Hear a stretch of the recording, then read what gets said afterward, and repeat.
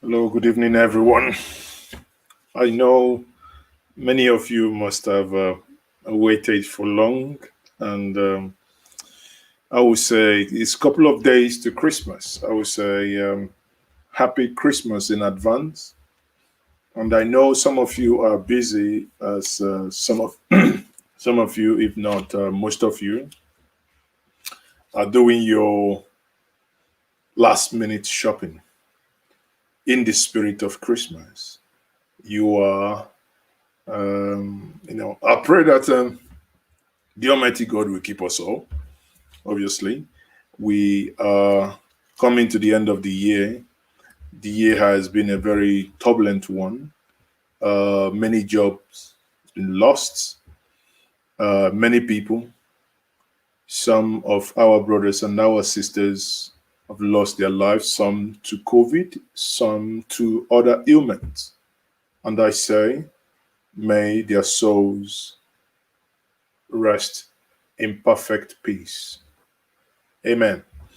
So, having prayed for those who did not make it yet, we also pray that we will make it to the end of the year, that we will survive COVID, and we will eventually get back on track.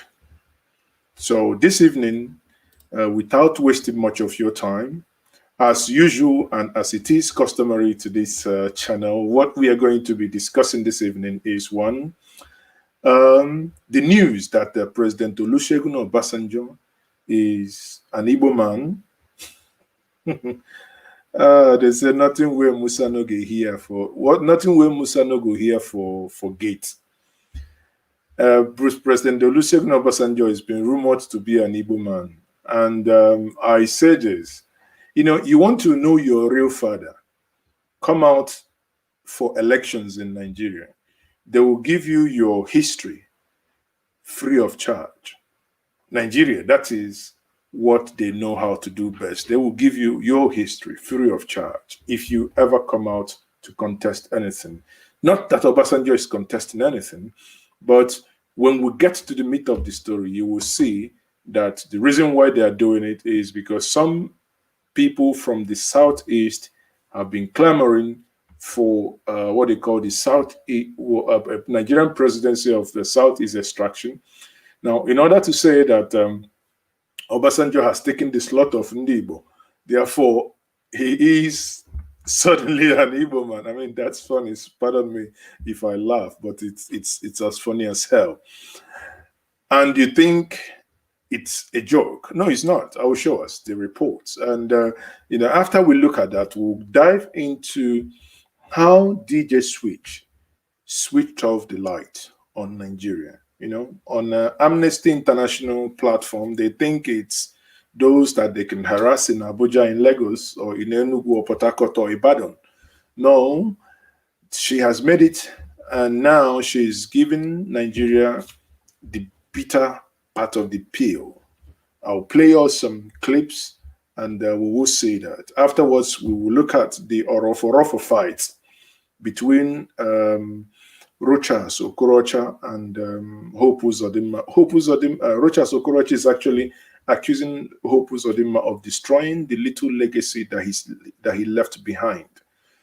And we will look at Shehu Gaba saying that they have to stop herdsmen from roaming around. I'm like, voila. So someone is now trying to be awake or what?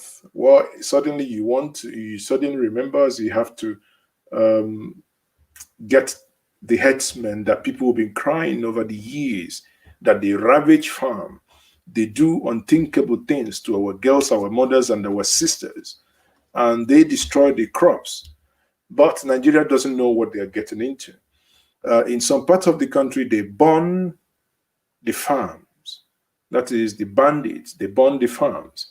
What it means now, Nigeria is getting into the heart of dry season, which will last till February.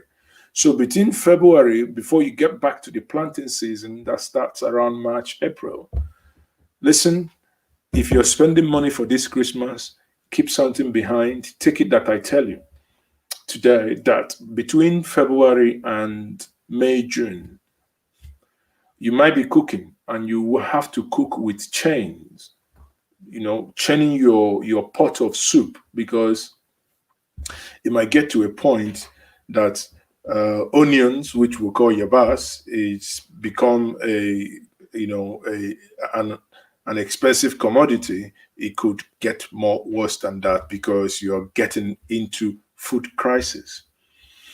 On that note, I will basically say to us, let us take some of your, I see everyone greeting here because this is like a family. I can see Pascal, Harmony, Patrick, Edwin, everyone waiting here saying hello. And I say hello to you.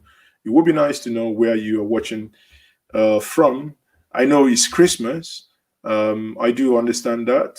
Some of you who are already in the villages, like we are here, if you have good network, but what I can tell us for free of charge is that the network within the Southeast is getting worse by day.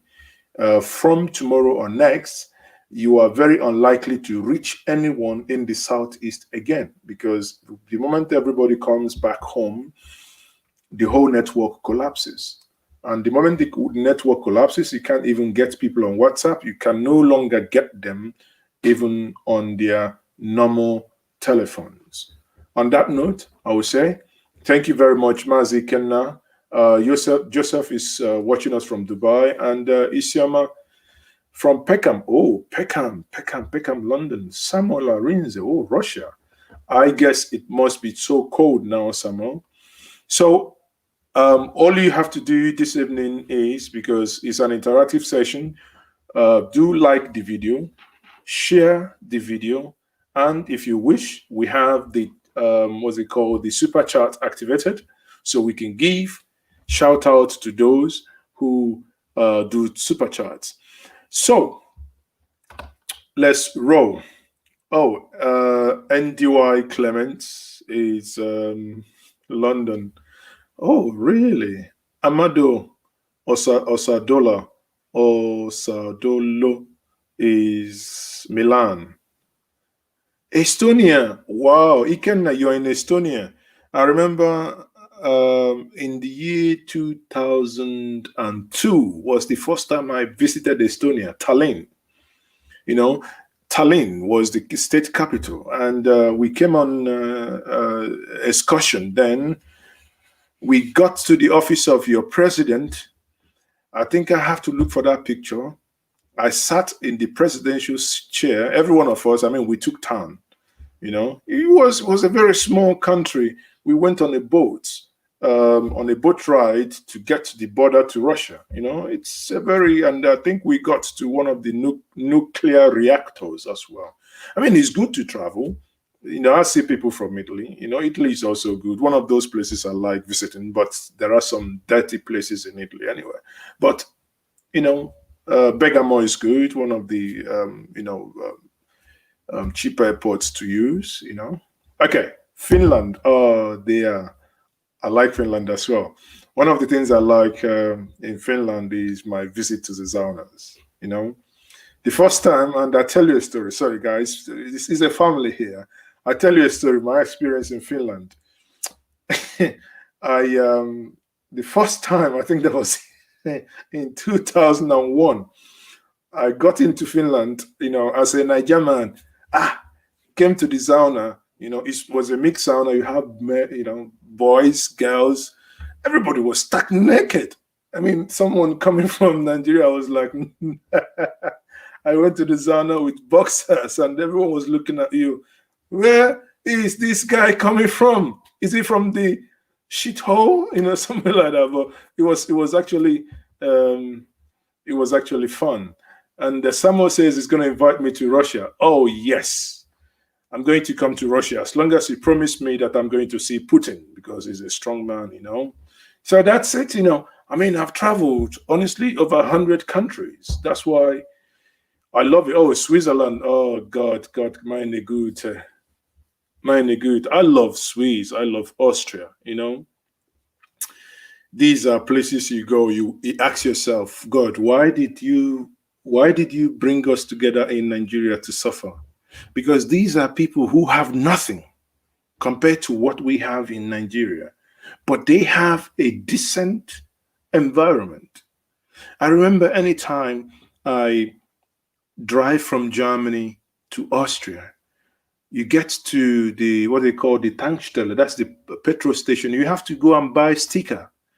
You must stick this sticker on your car in order to allow you to drive on the Autobahn, that is the motorway, or rather what we call the highway or the expressway or whatever we want to call that. But what that sticker does is, because you pay to use that highway, that means that highway could be maintained. I have on several occasions advocated that we must go back, or we must start talking or start acting as a people with common sense. It should not be free to drive from Onitsha to Enugu on the expressway. You should pay something. Honestly, I don't care if it's 100 naira, 150, but it's only when we begin to pay such money that we can, hold.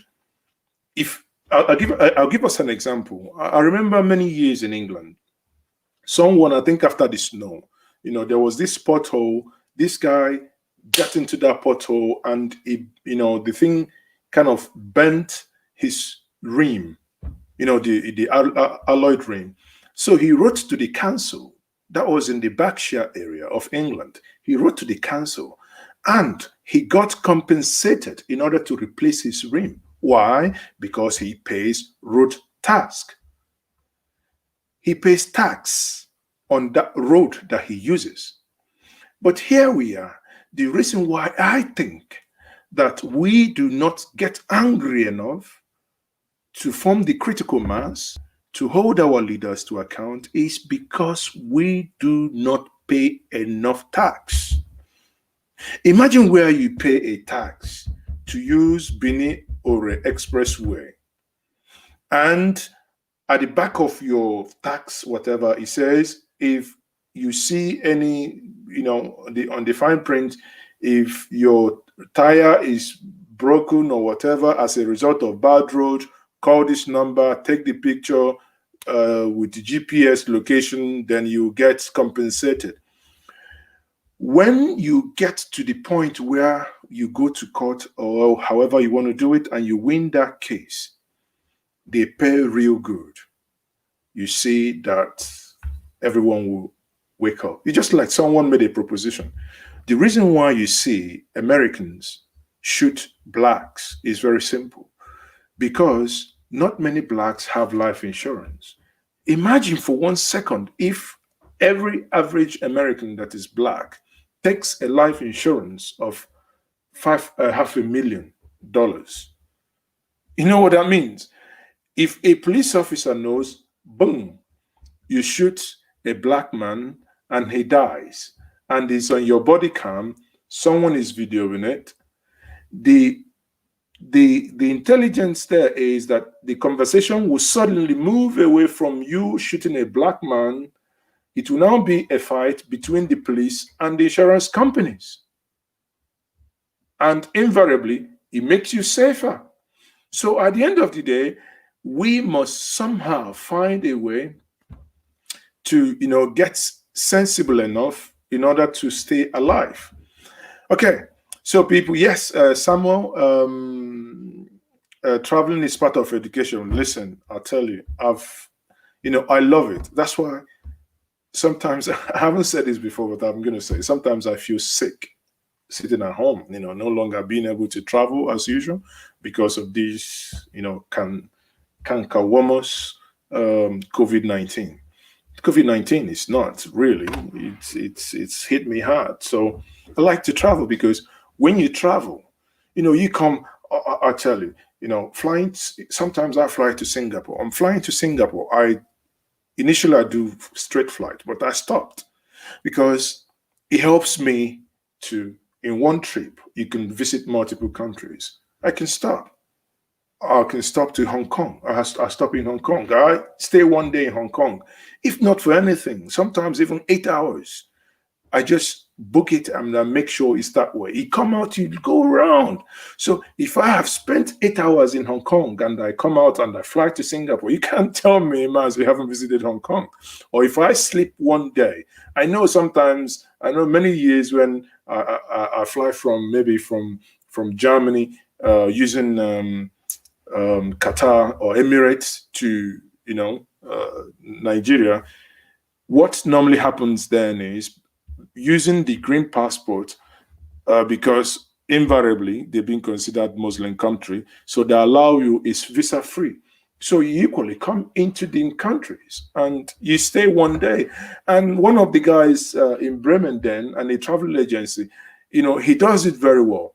He puts it, for you to get the cheaper ticket to Lagos, he inbuilds it in your trip that you get one day to stay in Dubai. It costs you nothing. The hotel is going to pick you up. The hotel is already paid, as if you flew from Hamburg or Frankfurt to Lagos. It's somewhat, most times 50 euros cheaper than if you go to Dubai, do shopping and now fly into Lagos. Now, the only part I don't like is coming back, because it appears when you come back, you have about 6-7 hours to stay in Dubai. And that part, obviously, as a Nigerian, you're coming back, you have food stuff, and you don't want to stay that long. I'm talking from experience here. Okay. Now, I think Odira is saying here that collecting money from the Nigerian public for road maintenance is easy. Will government use the money? See, that's the thing. It must get out from the hands of the government. That's my point here. Road maintenance, there are, or rather highways, not just the inner city roads. Like the inner city roads has to be done by local government. For instance, if you are, we're a municipal now, within the Owerri, the local government should be able to handle those routes. But the Onitsha Enugu Expressway, the Onitsha Owerri, the Lagos Ibadan Expressway, the Makurdi Maiduguri Expressway, the Jos Akwanga, the Jos Yola, the Jos Maiduguri, those are roads that must be maintained. People should pay to use them. The thing is, we must walk away from free mentality. That's why we cannot hold nobody to account. Listen, if you know the anger that we pay, it's just like anyone, when I say this, many of you don't agree. See, rich people, or rather, Nigerians are now running away from actually using prepaid. You know what? Because prepaid is meant for the poor, people who do not have much appliances. The real electric users are running away from prepaid. I'll give us an example. You may imagine, for instance, you have your house and you have 5 air conditions or 4 air conditions. Wallah, if you charge 20,000 naira, I think after 5 days it will. So people, because Nigerians don't want to, so they have to go and find a way, make sure that they don't. But put prepaid for someone who has maybe 6 lighting points and 2 fans. If he goes out in a room, I remember when people used to laugh, this person is behaving as if he came from abroad or from England. If he goes out of a room, he puts off the light. You see, it was being used as caricature then, but it's a case of showcasing ignorance, because people didn't know that you need to conserve energy. It's not a sign of big manism that if you don't need a light, you leave it on. It's actually something mental. If you're in room A, you're going out of room A. I walk around in Nigeria, there are 2 things you notice. You come to a house, you know who uses prepaid just by it, because anyone who uses prepaid, if they go out of room A, it's not a sign of poverty. No, it is a sign of energy conservation. Because why should you waste that energy? The light bulb that you just turned on might be being used by someone else. Okay, hold on. People, let's not digress a little bit. So, Chris Okoye is watching from Hong Kong. Chris, let's keep a date. Anytime I would come come to Hong Kong, I will let you guys know that we would all meet up.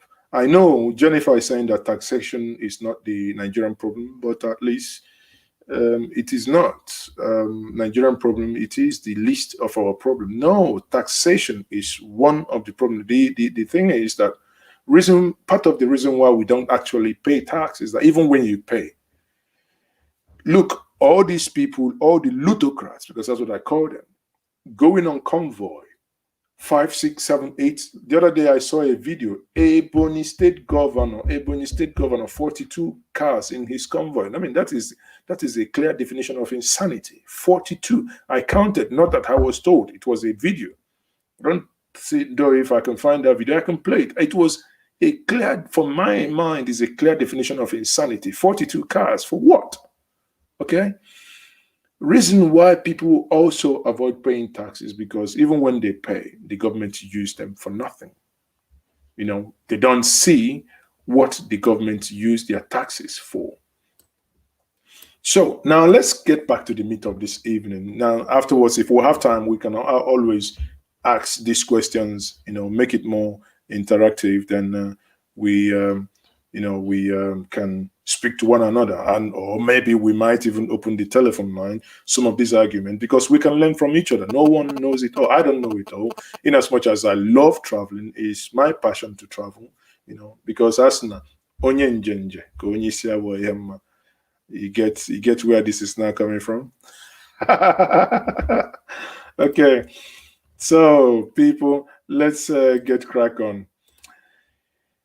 Okay, now what do you think? Suddenly we read that Obasanjo is an Igbo man. So what do you think? Let's get serious. Let's get engaged on the comment section. So do you think that Obasanjo is Frank from Italy? Thank you. You think Obasanjo is really an Igbo man? You know, again, our politics sometimes will make you want to say why. And when I read that Obasanjo is an Igbo man, and when I saw where that was coming from, I felt like, Jesus Christ, how come are we doing this to ourselves? Right? Obasanjo is an Igbo man, he said. And who was the one saying that thing? Look at him here. Let me quickly. Okay. Now, this is coming from a senator, Adefuye, right? Now, this is what Adefuye is saying. Adefuye here is basically, hold on. Okay. Adefuye here is saying, that is Senator Anthony Adefuye. He's basically saying that obviously he's a chieftain of the APC, and the reason, because I need to give us context here. I believe the reason why he's saying this is because it appears that the APC in the faintest imagination here is considering ceding the 2023 presidential candidacy to the Southeast. Now he has to bring in something here, and the report says that Anthony Adefuye, a chieftain of the All Progressive Congress, on Tuesday, that was yesterday, said it's the turn of the Southwest to produce a presidency. And obviously you will laugh and you think, Jesus Christ, you know, because he was actually granting this interview to the, what's it called, independent papers. Adefuye said, those clamoring for presidency to go to the Southeast are wrong, as the region produced former president. Sorry, pardon me if I laugh, but it's actually funny when adults, because of politics, begin to behave like children. Sorry, but that's the way the senator is behaving. Now, considering, let's just say that Obasanjo is Igbo. Let's just say that he is Igbo. Obasanjo is Igbo. Obasanjo is Igbo.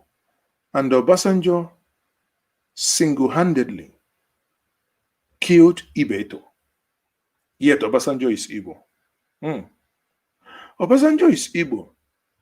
And Obasanjo, the time he was president, looked, at least I asked Senator, what's he called again? Former DSP, Ekweremadu. I asked him on a Zoom call, what happened to the second Niger bridge? Why did Obasanjo not build it? Senator Ike Ekweremadu told me, I am not saying I heard, I said, told me point blank. Obasanjo told them that the reason why he did not build second Niger bridge is that it was used for election gimmick in 2003. Is that something that someone who is Igbo will do to himself? Yet Obasanjo is Igbo, ba? Obasanjo is Igbo. Ibeto was competing with Dangote. And we saw how Igbo-ness Obasanjo, how his Igbo-ness came to play, and Obasanjo is Igbo, yet Obasanjo came, he was the one that received the trophy during the declaration of no victor, no vanquished. Yet Obasanjo is Igbo. Obasanjo is Igbo, he couldn't build the second Niger bridge. Obasanjo is Igbo, he allowed the Enugu, Port Harcourt, Enugu, Onitsha to be a death trap under his regime. Obasanjo is Igbo. See, when adults behave in this manner, you keep asking yourself what is wrong with their thinking faculties. Now, the senator is saying, according to him, Obasanjo is an Igbo man because his father hailed from Anambra State, while his mother is a Yoruba man. Okay, granted, yes, Obasanjo is Igbo. Woo! And so what? Oh, or could that be the reason why the Yorubas didn't vote him? Listen, people, we need to open our eyes. Let this silly comment, at best, not push us to go back on the alliances we have formed with the Southwest till now. This is, for me, nothing but a distraction, and that's the reason why I picked it to have it as a discussion. Yeah? Now, he was saying, he added that while in office, Obasanjo concentrated most of his efforts towards developing the Southeast, including the appointment of 5 ministers, CBN governor from the region, while completely abandoning Southwest. Was Soludo qualified? Under Obasanjo's second term, was Okonjo-Iweala qualified? Woku, is this senator, I don't know what he is, the Regina husband or whatever, the little girl is, the husband, that is a man of I don't know how many wives. But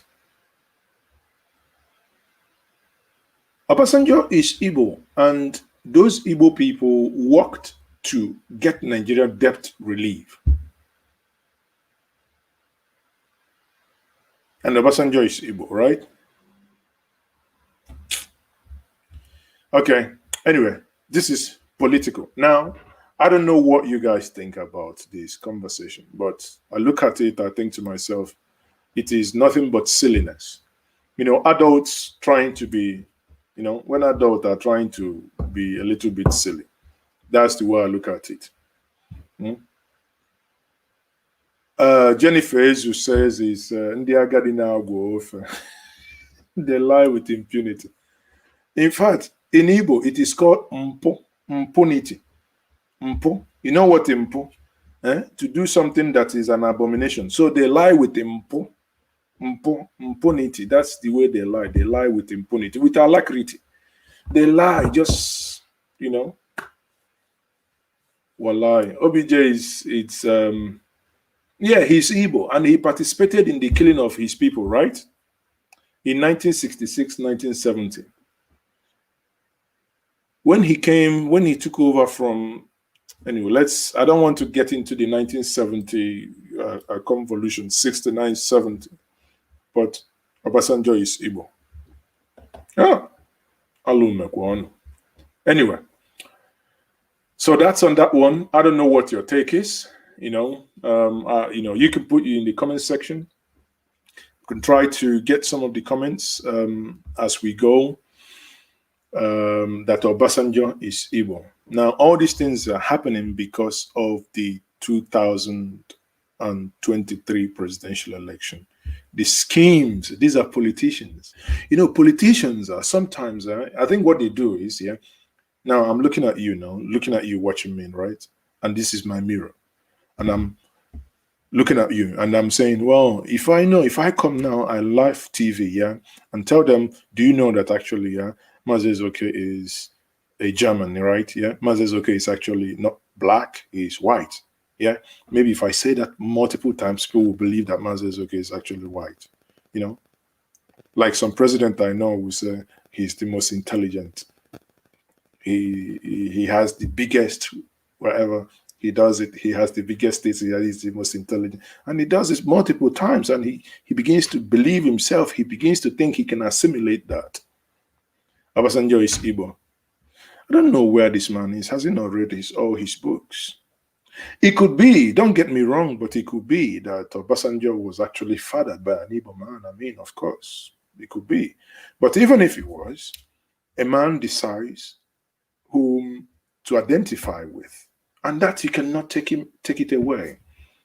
We know that Ikenwachuku, Omar Sanda, at some point during the war, identified of not being Igbo in order to survive. The name was changed to Omar Sanda. But at least after the war, he came back and he changed back his name. You know, he was a general. But at least you can understand that there was a reason. But here is a man who had everything going for him. And the Yoruba nation have claimed him since after, you know, they all go to his Otta farm, everything he's built, his Bell University, his library, everything, he built it in the Yoruba nation. But now election comes and someone says, Obasanjo is Igbo. Now, I don't know what Obasanjo has in the Igbo nation. I don't know which property or which investment that he had. Even those that wanted to do something in the Igbo nation, I don't see anything that he allowed them do. That's on that note. Now, if you pan a little bit away from the politics of 2023 and come back to the realities of as we are today, 2020, is only 8 days away. 8 days and we will be in 2021. And we pray that 2021 is going to be a better year than 2020. At least 2020 kept us alive. So we can say 2020, you've done a little bit well, but we hope that 2021 is going to be much better. Now, let us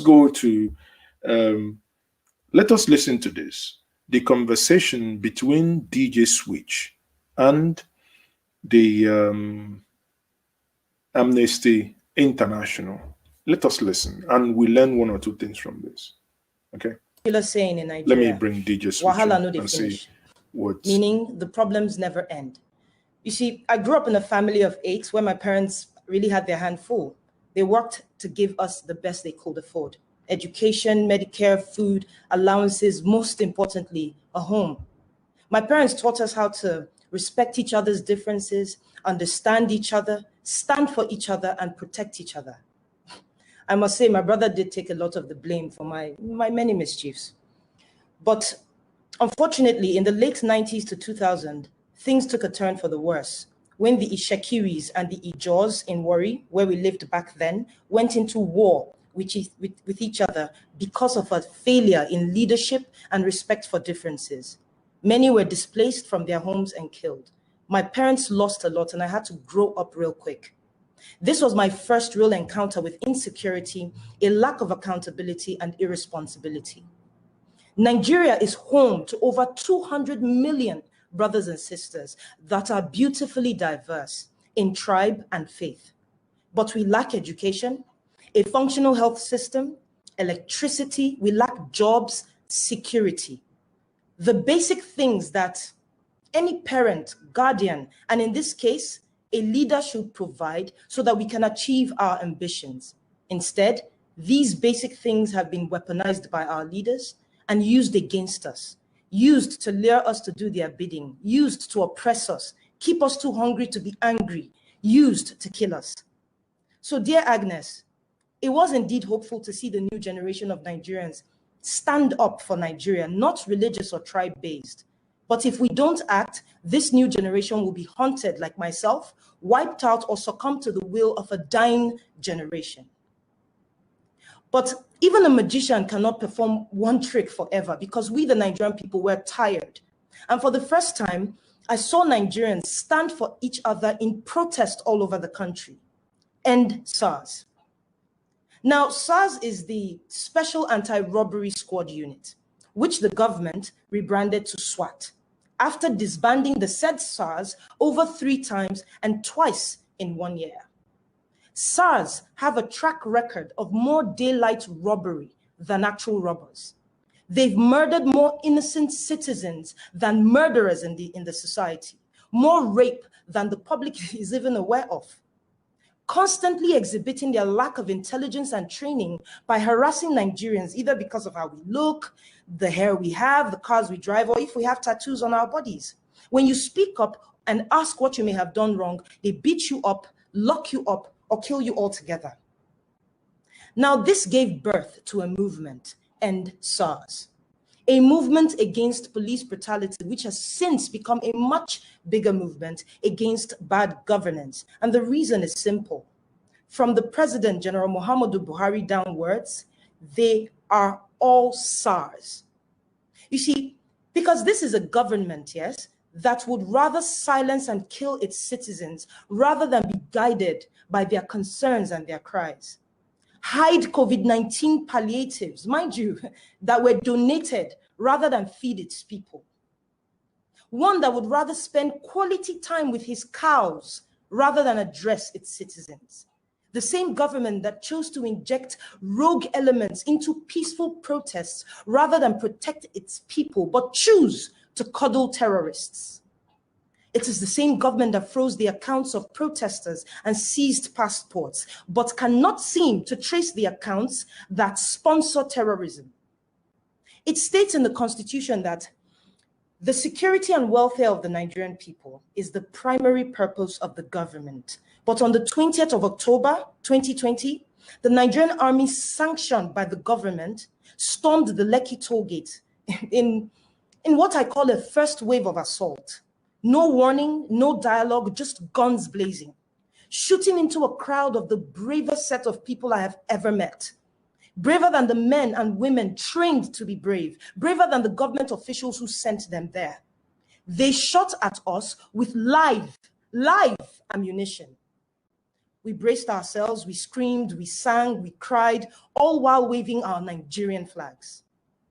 You see, as I witnessed people die, I truly believed we would all die. And so I started to live broadcast the insanity on Instagram, and I am not the only one. In a matter of minutes.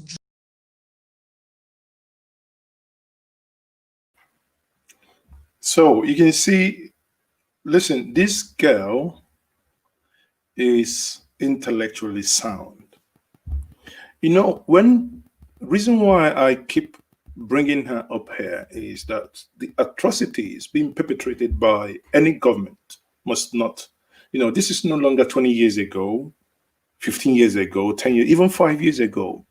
These things must be kept in the front burner for us not to go back to sleep. She is intellectually sound. Many people will think, oh, when they hear DJ Switch, they think it's only disc jogger or whatever, just to mix krukere, what they do, just quickie. They think that's what it is. But look how articulate she has been. Look how she marshaled out her plan, her arguments. Basically starting how she grew up, where she grew up when the Shekiri War happened, and how that affected her, and how the government is going against doing the things they ought to have done for their people. Okay, so when you look at all this, you see that suddenly, if the government, you see, all she was saying, I was laughing. If that was to be a government panel where DJ Switch was saying this, all you would have heard is off the mic, or even they will just what we hear, unplug the switch, unplug the switch. It means unplug the switch from the DJ Switch. So basically, what she has done is that DJ Switch has switched off the light of this government, because this is no longer about her. All those that died, be it in Lekki, be it in Munshin, be it in Obibo. Now, the conversation hasn't ended. The conversation must be sustained. And this conversation must be driven. Because at the end of the day, until those who are behind these atrocities are brought to book, of course, the people must not relent. The people can't stop. This is injustice. And when I listen to her, it gives me hope. And it gives me joy, at least, if not for one thing, that she is also, she's a female, and she understands it, and she can conceptualize it, she can articulate it, she can push it out. She's an inspiration. Just the other day, I was just playing that video to my daughter. I said, listen, in as much as you're young, but you begin to understand what this battle is. This battle that many of us are sticking our faces out there, bearing all the risks. Of course, Nigeria is an absurd society where you spoke the truth and you will be haunted. Yet, someone who does the opposite, someone who loots, someone who, basically commingles, those are the evil is being held even by those he is oppressing. Sometimes he just want to drive you nuts, but at the end of the day, we must continue, because we get to a point where we have a solution, and the solution is fast coming. Because listen, people, the year 2021 will define what we've been clamoring for. That the people has to come together and say enough of this madness. Enough is enough. What is it? Is it that you have to give the people the referendum that they've been yearning for, to say, how do we want to govern ourselves? Some call that referendum, some say it's a constitutional force majeure. However you call it, the nomenclature is irrelevant. Something must happen and something must give way. All you see in the north, things are springing up today in the papers. You see that they said Amotekun was not given, that federal government could not obtain the license to carry firearm, even when that is shotguns. That is meant for hunters. Some of you call them pump actions. In my place, we call them walking stick and granates. You know what that means. So, but at the end of the day, it means something is fundamentally wrong. But it appears, I'll get to, I've got a couple of videos for us this evening. I'll get to the point. You will see what I'm saying, that it is beginning to sink home. Remember when Jonathan won the election, he never wanted to talk about the restructuring. Even when he did, he talked about, what's it called? The indivisibility of Nigeria, blah, blah, blah, should not be discussed or something like that. Even when they eventually gave him something, sadly, he acted late, because for me, the moment that, when he lost the election, I told someone, I think there is an evil in second term. Evil, second term in election makes a man less man. It makes a man give away so much. Because if you had come up the first day ab initio, I'm going to only do one term. From day one, I have an agenda, I drive it. I have this, are the things I will do. Even if you're going to kill me, but I'm going to drive. The way the Japan kamikazes drove flew their planes into American territories and did harm to them, even committing suicide. That's what it meant. Because you cannot make any headway from the current structure that we have today. The structure is, I gave us an analogy the other day. I said, the structure is like a house. When a house is leaking, when the floors are broken, when the walls are cracked, the foundations are shaky, and you're talking about doing what's it called? What they call the one they do with cement? What's it called again? Anyway, you're talking about painting. Yeah, you're talking about painting. You must be insane. You know that's a clear definition of insanity, and you must be insane. That's what it is. Now, let's look at the second part of DJ Switches.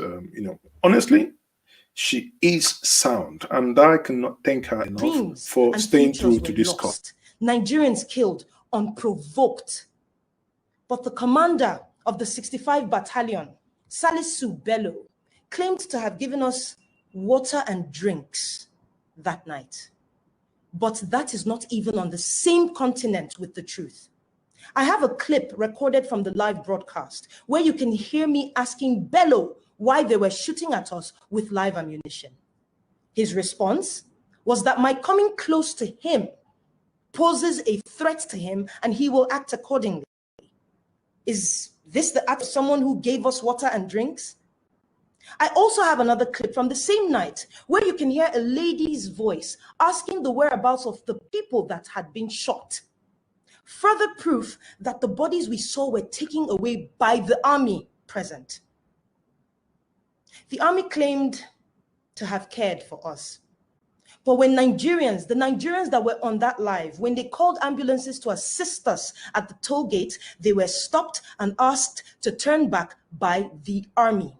We were forced to have a crash course on medical procedures, attempting to extract a bullet from the leg of a protester until one ambulance came from the back. So please tell me, what then was their intention if not to kill us? At this point, we had counted 15 bodies. A few hours later came the second wave of assault by the Nigerian police with the same modus operandi, killing, injuring those of us left at the toll gate. The same police also shot at us the next morning. Now listen, this is just one incident. There is Obibo, there's Mpo, there's Zabamari, many more.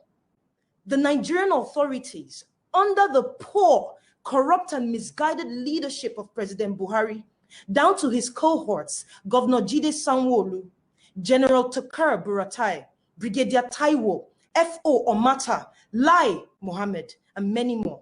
They have all tried severally to deny these events, while in the same breath contradicting themselves. This government continues to fail in doing its duty as what I would have called an elected government, if that was not riddled with corruption itself. And so today, I urge you, as members of part of the global governing body and other members not here present today, to take necessary and swift actions in ensuring justice is served to the Nigerian people. Through your investigations, I believe you will find ample evidence to bring charges against the elements in the Nigerian government. Please do not continue to place us at the back burner or say we are not a priority. Do not turn a blind eye to a nation with immense potential to be on the world stage if only these potentials are harnessed and not killed off. As Nigeria is a member of the United Nations, which says membership is open to all peace-loving states, it is evident in that statement alone the state of Nigeria has failed.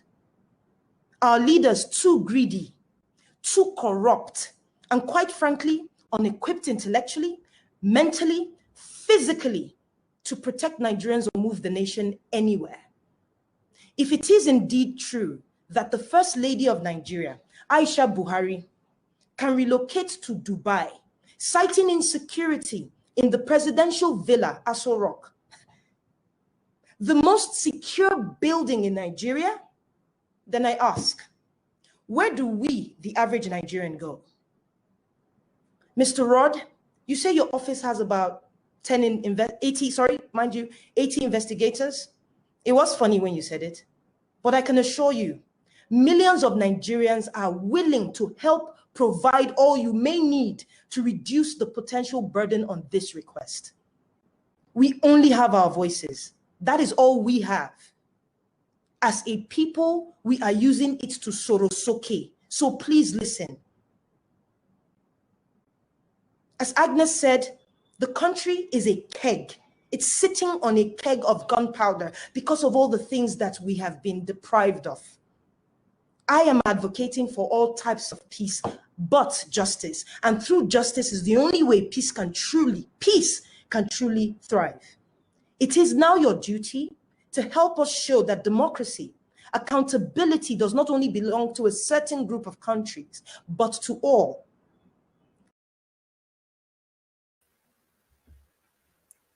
We move. We move. I say, give DJ Switch, really, give her a round of applause. You have my salute. You know, brilliantly put, well articulated, very punchy, straight to the point, no mucking about. I mean, she's gained my respect, and she does every single day. Listen, all of you there, young men looking at me, if you're yet to be married, start looking for her number. She is to start. Don't afterwards inbox me to give you her number. I won't avail you. I won't avail you her number. I don't have her number. But, you know, joke aside, she's brilliant and did justice to the topic. You know, everything wrapped into one. Summarize the injustices. You know, just give her a round of applause. That is when you say a woman is, I mean, she encapsulates everything that you can say that someone is. I'm short of words, to be honest, you know. And I'm just watching her. I'm like, imagine she's sitting somewhere. Akpabio is sitting somewhere. Shehu Gaba is sitting. All you'll be hearing, it might be, is, oh, switch off the light from DJ Switch. Unplug the plug from DJ Switch. That's the kind of language we hear. You say, it's okay, it's okay. DJ Switch, it's okay. DJ, no, we have had you. DJ Switch, off the light. Switch off the light. That's the kind of thing. I mean, you think it's a joke. Because when we say these things, it sounds so absurd and they sound as if it's going to be a joke, but it's actually real.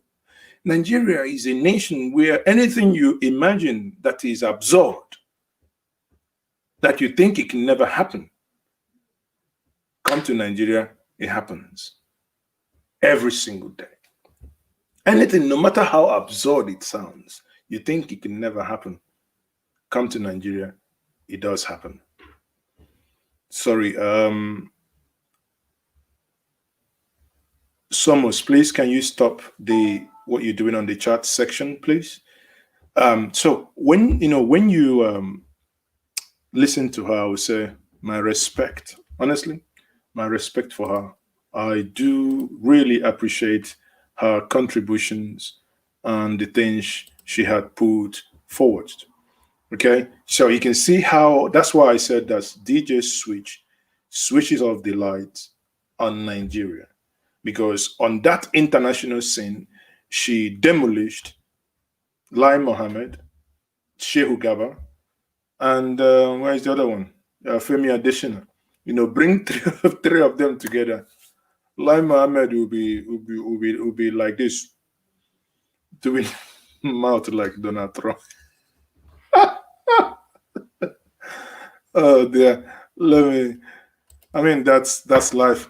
So, and that one, that is it, you know, DJ Switch, again, like I said, it's really, she's been brilliant, you know, she was brilliant in her submission, very, very brilliant in her submission. I can't, and Christian Eze is saying, Christian Eze is saying, the lady has made my night. She's absolutely incredible in every presentation. My respect. Exactly. That's the, you know, she blows my mind as well. But Christian, you know, she's really done well. Okay. She's really done well. And the incredible, or you look at the level of things happening in Nigeria. Sometimes you just want to wonder why. Why does it happen? Just because people are basically so tired. Now, while we are talking about that one, you think it's, you on the other side of the aisle, if you go away now, we moved from Obasanjo, we've moved into the international scene. We saw what the presentation DJ Switch made at Amnesty International, calling on ICC to, speedy their action, to start the investigation and bring every single person that has been involved in the inhumane treatment on Nigerians, not limited to what has been done to the Shiite in Kaduna, that is in Zaria, not limited to what has been done in Mbo, as she mentioned. We're not talking about of the Aba massacre of 2016, when a group of young Nigerians gathered in a primary school in Aba to pray. We're not talking about the Obibo incident. We're not talking about the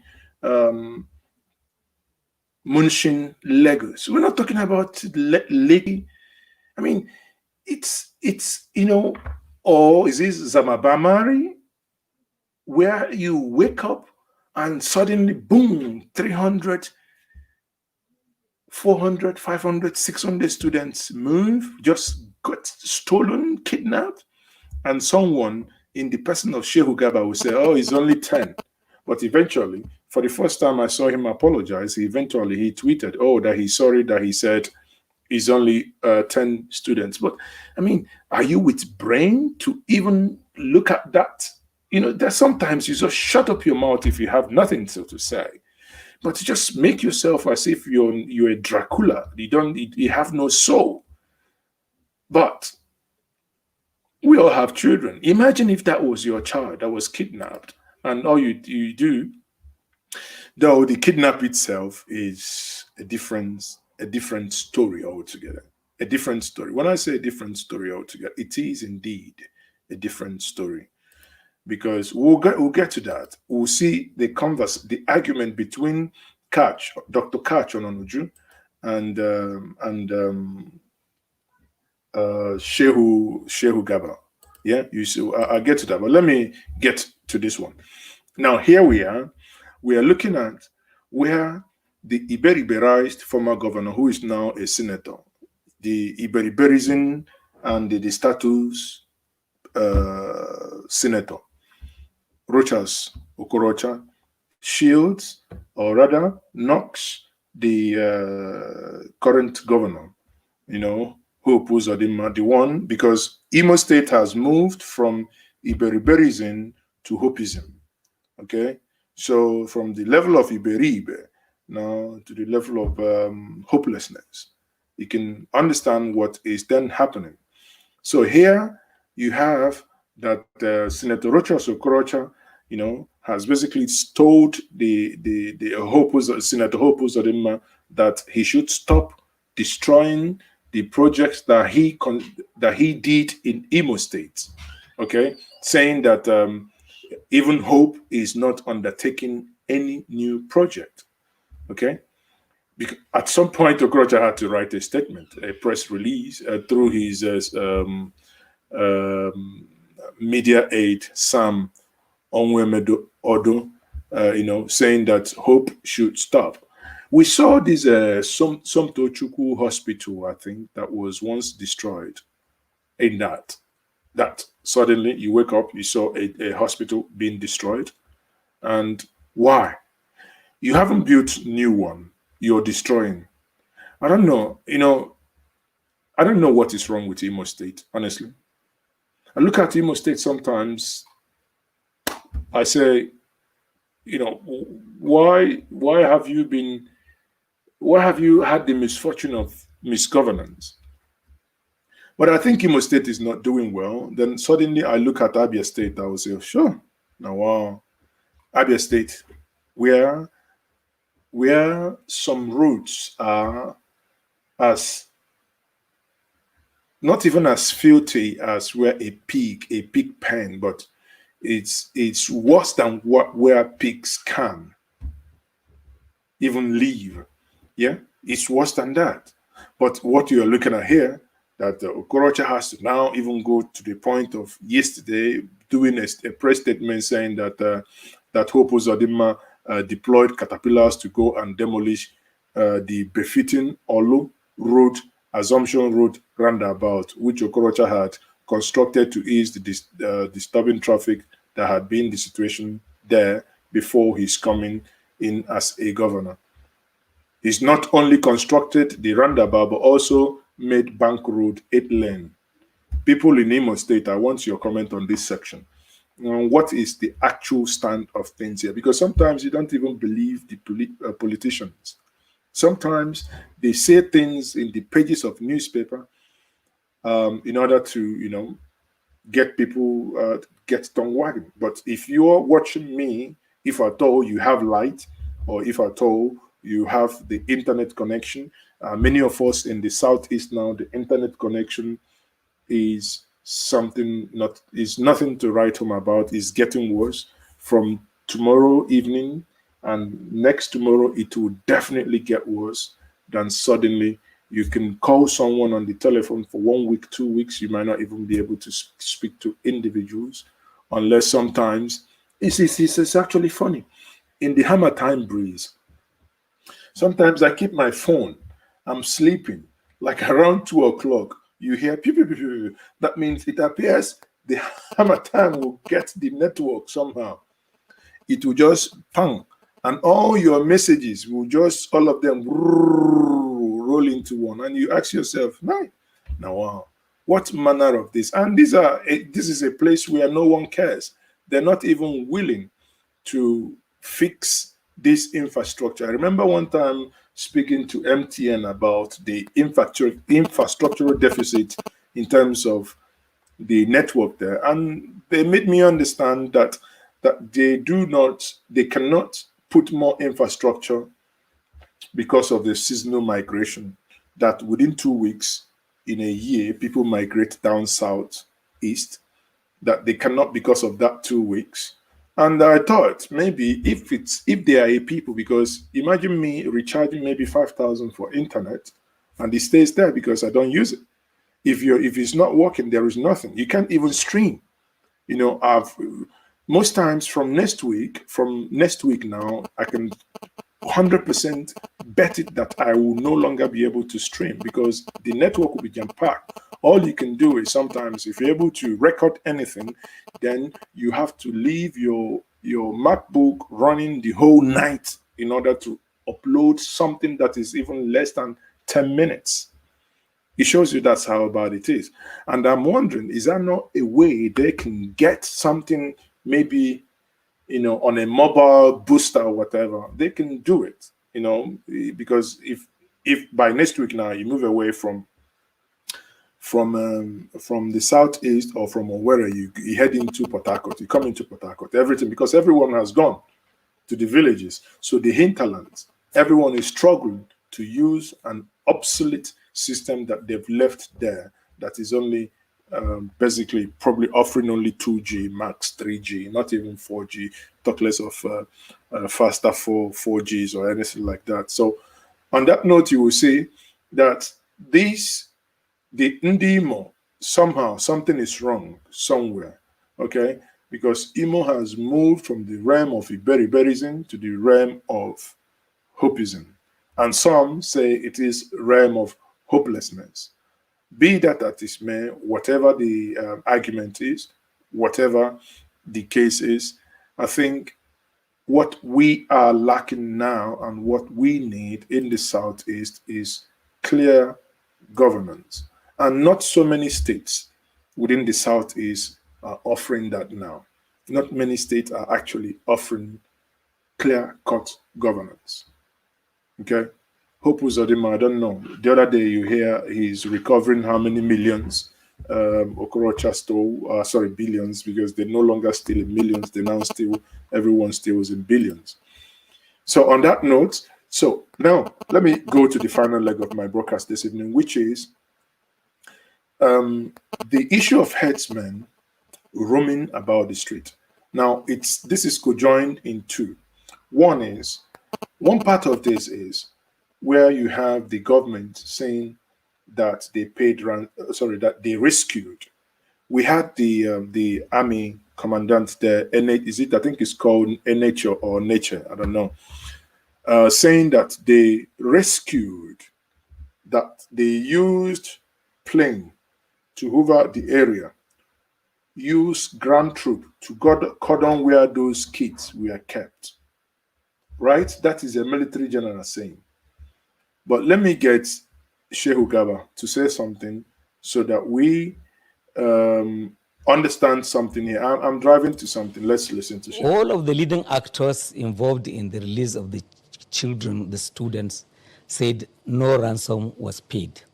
The governor of Zamfara State, who had a policy of engagement with the bandits and leading to the surrender and the renouncement of banditry. So they used reformed bandits to gain access, repentant bandits, I think that's the word they use, to gain access to those that were in the forest, and they had them released. So your question is, was ransom paid? To the best of our knowledge, no ransom was paid because all the leading actors, Katsina, Zamfara, did say no ransom was paid. Did you hear that? Now he's saying that there was no ransom paid. The key word that he was using is that these children were released. And in releasing them, they used, pay attention, in releasing them, they used repentant Boko Haramites, repentant bandits to penetrate them and, keyword again, negotiate their release. Hold on. If the military helicopters and military whatever was or were hovering around where these kids were kept, if the army were all on ground on standby, what were you negotiating then? How did Mietiala come into the equation? How did bandit come into the equation? Now, let me go with the army again. My argument is, you've gone in, you extracted your asset. Did you demobilize any of the captors? Or you cordoned off those areas. Suddenly, you extracted your asset. The captors all turned to flying beneath, like the way our brothers and the sisters and children were flying up in the air at Lekki when the army said they were shooting up, and our children were falling down because they were all flying. When they were flying past the Lekki, when they shot in the air, the children now were hurt in their tummies and in their legs, and some shot in the chest. You know, I don't know if I'm the only person, but sometimes if you really seriously want to make sense out of the news and the things and analyze the things you hear in Nigeria, it leaves me a lot to be, it appears something is, it's either I'm getting, I don't know, honestly, word fail me sometimes. Word fail me sometimes that I'm trying to make sense, put context into what they have told us. Let me go back again and bring Catch on, because Catch and Onoju has an interesting view on this.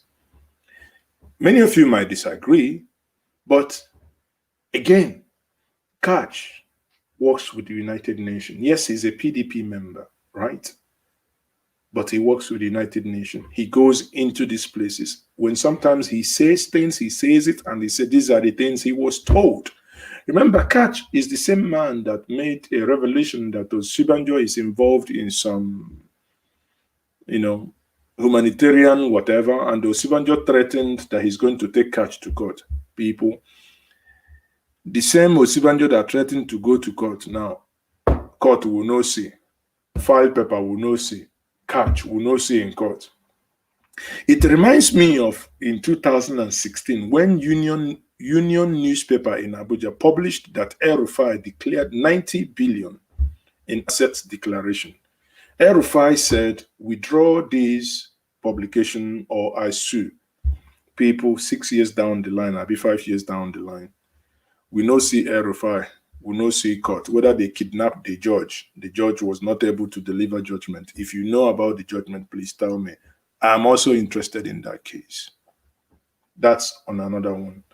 Please, this is an evening conversation once more with Mazes. Okay, here. If you are watching me live and direct, all I need you to do is please like, subscribe to this channel, like this video, share this video with others to join so that we can have this conversation together. You know, click on the like button, you know, just give the video a thumbs up. Then, you know, I can see how many likes we have here. We have over 487 people getting to 500 people watching, and we only have 64 likes. People, YouTube likes the algorithm when people like you and I watching videos, then we like those videos. So now let me bring Kacho down on Onuju why you like the video. Thank you very much. So Kach, where are you? I need to speak to you quickly here. I like the angle that Kach is coming from, you know, from what he said, because he's saying that the government is involved in this. So Kach on Onuju, let's go.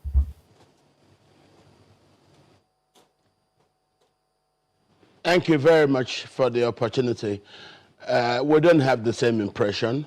We believed this last episode is the most recent in a chain of episodes in which the government gets itself involved in staged kidnappings,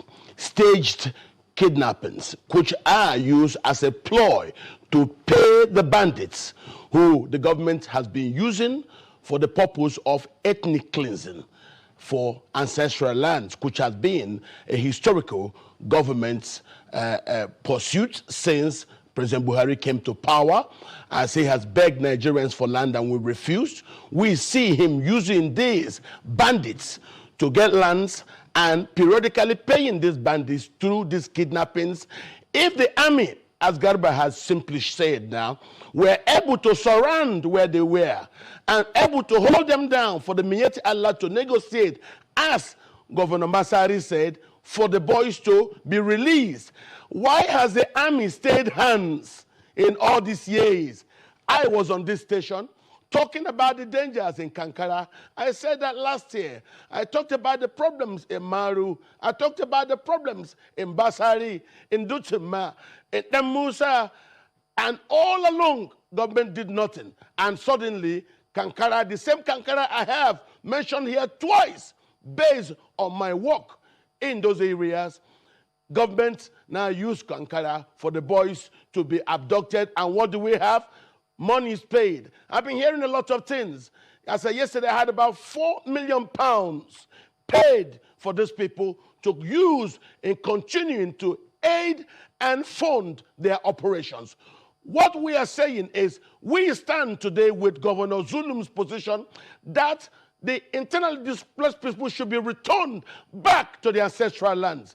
Garba Shehu has no right to tell Nigerians that they do not have permission or clearance to return back to the ancestral lands. I want these things resolved, just like every Nigerian wants it resolved. To tell me that the president is comfortable with the way it is, and that's why he has kept the service chiefs, and because they have agreed to stay hands from attacking these bandits, it's unacceptable to Nigerians, it's unacceptable to my party, it's unacceptable to everybody of good sense who watches this horror continue everywhere. As I'm talking to you today, people from Borno State are spending Christmases in IDP camps. People from Plateau are in IDP camps. There are IDP camps in Abuja. Let those people be returned back to their ancestral lands. That's all we're saying. I believe all these staged kidnappings are simply a process to put money into the hands of those bandits, the terrorists, who Buhari has refused consistently. Okay, so quite a President number Buhari of issues.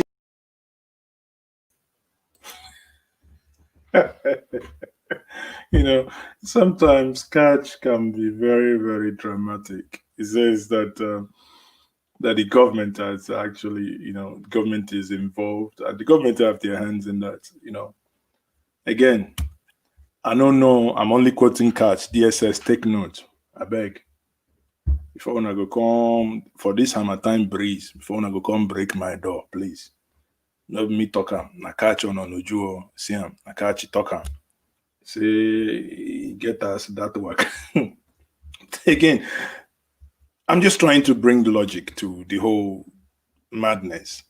If I may paraphrase Catch on Onuju once more, how come Meiti Allah was getting involved, the military were involved, and you're being told the kids were rescued, yet Meiti Allah was involved, and repentant Boko Haramists were involved. You went in, extracted your assets, yet we were not able to demobilize, or we did not see the demobilization of any of those hostage takers. I mean, anything that I have read in the playbook or watched on any documentary or movie, I mean, the moment it comes to Nigeria, Nigeria is only, when you buy a very, very, Nigeria is like, you buy a very, very sharp Japanese knife or tapi or whatever it's called, very, very sharp, or even the samurai sword that can, cut a man's head one off and is on the ground doing a willow. But Nigeria is that thing that you bring in an otapi, you bring in a samurai sword, it won't work. No logic applies here. When anything that has to do with logic, just keep it aside because it doesn't work here. Something is fundamentally wrong. Some people have said it's even spiritual. As it is now, you can imagine 600 children, 400 children, 350, whatever it is. Imagine for 1 second the logistics of moving them away. And voila, yeah, we were able to do it. And those kids, thank God they came. But even the children, it's just to show you that something is not right. Even the children, I think some of you saw them, the Arise News. Arise was actually asking that child that was used as the spokesperson to say, do something, do this, because they were saying something like, they said they will kill us if you send in the soldiers, blah, blah, blah. But when that child was asked, let me not say what, let the child actually on his own repeat what he said. Let's see what Are they bandits or are they Boko Haram? What do you think? I did not know who they are, but since they said I should say they are Boko Haram, the gangs of Abu Shekau. So they asked you to say they are. Yes. What is your experience there? What I experienced, sincerely speaking, they are not Boko Haram. They During your days in Now you get even more confused. Then I begin to think, how do you know a Boko Haramist and a bandit? Because the boy is saying they are not Boko Haramist. They are bandit. But they told him to say that they are Boko Haram. Now Maz says, okay, so how do you know who is Boko Haram, who is bandit? Do they have different uniforms? Do they have... See what I tell you? You can never make sense out of anything coming out from Nigeria. The more you look at it, the more you are confused, because somebody will look at you point blank and tell you, I slept last night and the spirit said, I will tell you, blah, blah, blah. And that's the way they'll be looking at you, spirit. You tell them where the spirit will tell you now, that's my line. Spirit will tell you to tell me this. Okay, wait now. They wait until that spirit come visit me too. If now only you they sleep, the spirit can't tell you. I will go to sleep, make the spirit come talk to me again. people. We have a lot of issues here. But like I said, it appears we are getting somewhere, because suddenly Shehu Gaba is now, or rather the presidency is now saying that they have to stop herdsmen from roaming the street. I say, it shock you, according to Brother Shaggy. So the thing don't they touch you on a small too? Yeah, you think? Let's see. I think they just be ridiculous, because how can anybody do this? Then people must be heartless if they should subject these young people. You have been reporting accounts from these young people kept in the forest, fed once on raw potato and the drips of water for 7 days. See how much suffering they were subjected to. I don't think any decent human being would subject innocent young people to this kind of thing. No, it's ridiculous. Nobody should say this, please. Well, when you say, Mr.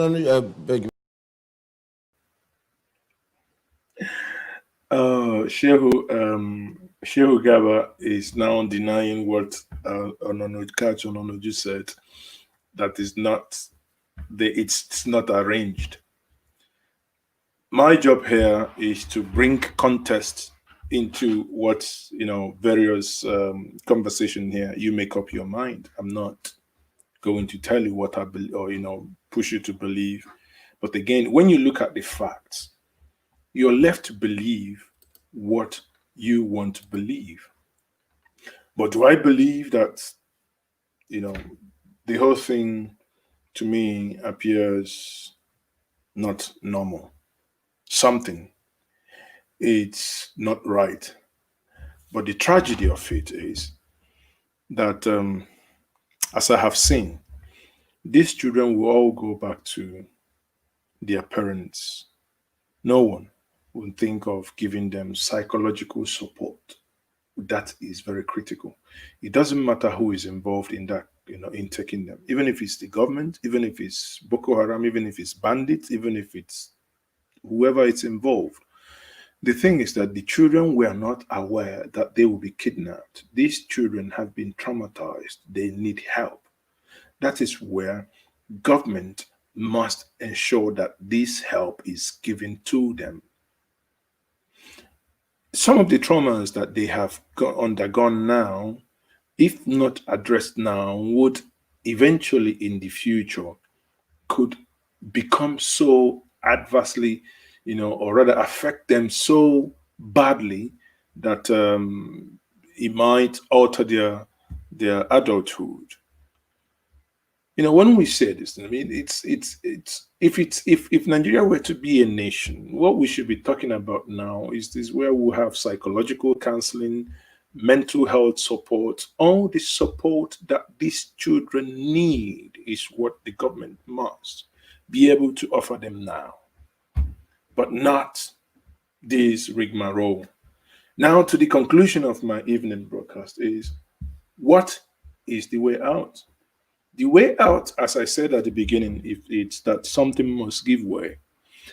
Some call it constitutional major, that is the Lower Niger Congress, the other ethnic nationalities of the Southeast, South, Middle Belt Forum.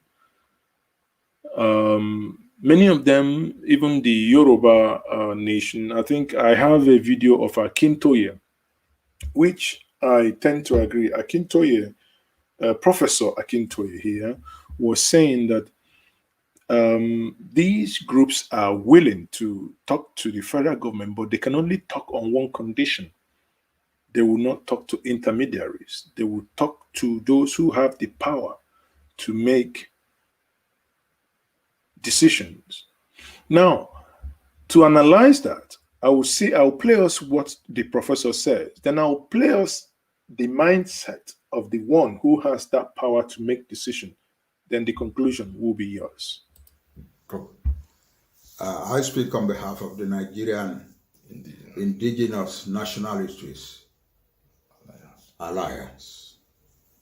And I need to make this important clarification because our people are asking if the government or when the government of Nigeria decides to talk with our alliance on the basis of the proclamation that we made on the 16th of December, declaring a constitutional dispute with the Nigerian state and asking and proposing a number of steps towards resolving the dispute. If they want to talk to us, we need to let everybody know now that we will talk only to the elected leaders of this country, namely the president and the vice president. Of course, they may be supported by their appointed officials, but we will not talk to appointed officials who will then turn around and say we need to go and clear with our principles. We will talk to the principles only. And under the Constitution of Nigeria, the principles are the president and the vice president. That important clarification needs to be made. And we make it now for the benefit of the future. Thank you.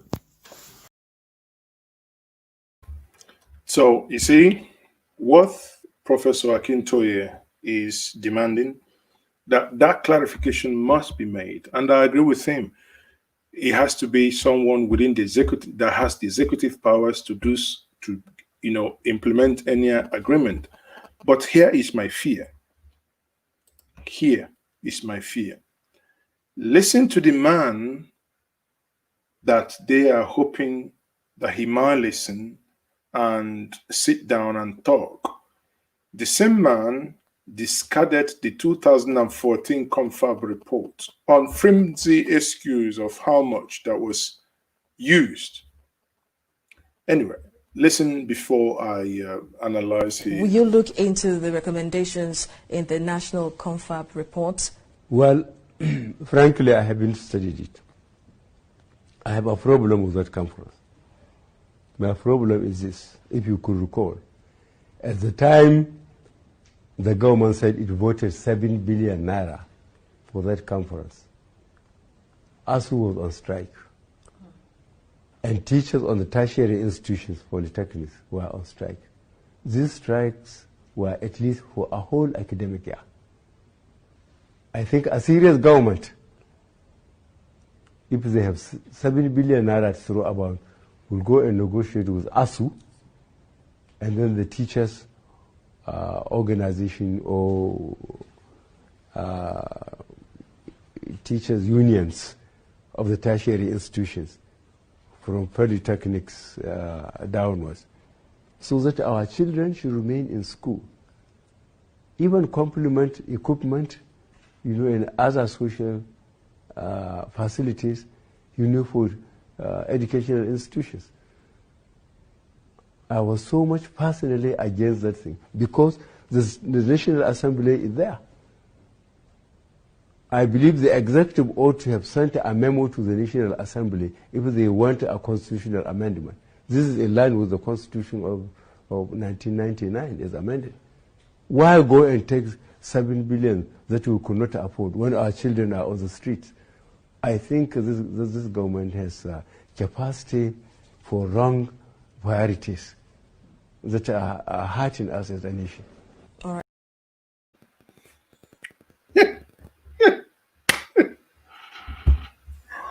People, you know why I'm laughing?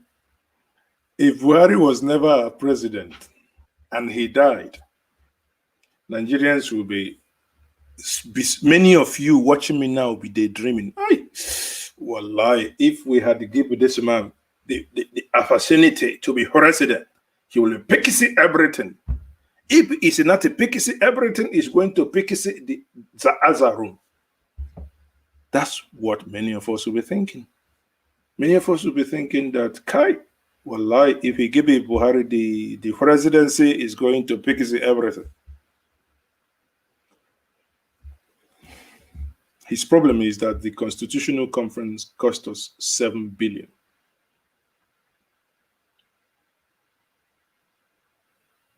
The confab cost Nigeria 7 billion. His argument, 7 billion. That ASU was on strike for close to 1 year. Is it not today that ASU called off strike after 9 months? A man who impregnated a woman, by now, ASU would have, now the baby that they born, so. You see how nature and incompetence can compound some things on people? You're blaming the previous government for spending 9 billion. Do you know how many billion the rubber stampers will use to look into constitutional amendment that would get us nowhere? Go and write it down, the constitutional amendment. I've argued in so many forums where the people said, Mazi, let's submit memoranda. I said, no, you don't waste your time, because for me, that's an effort in futility.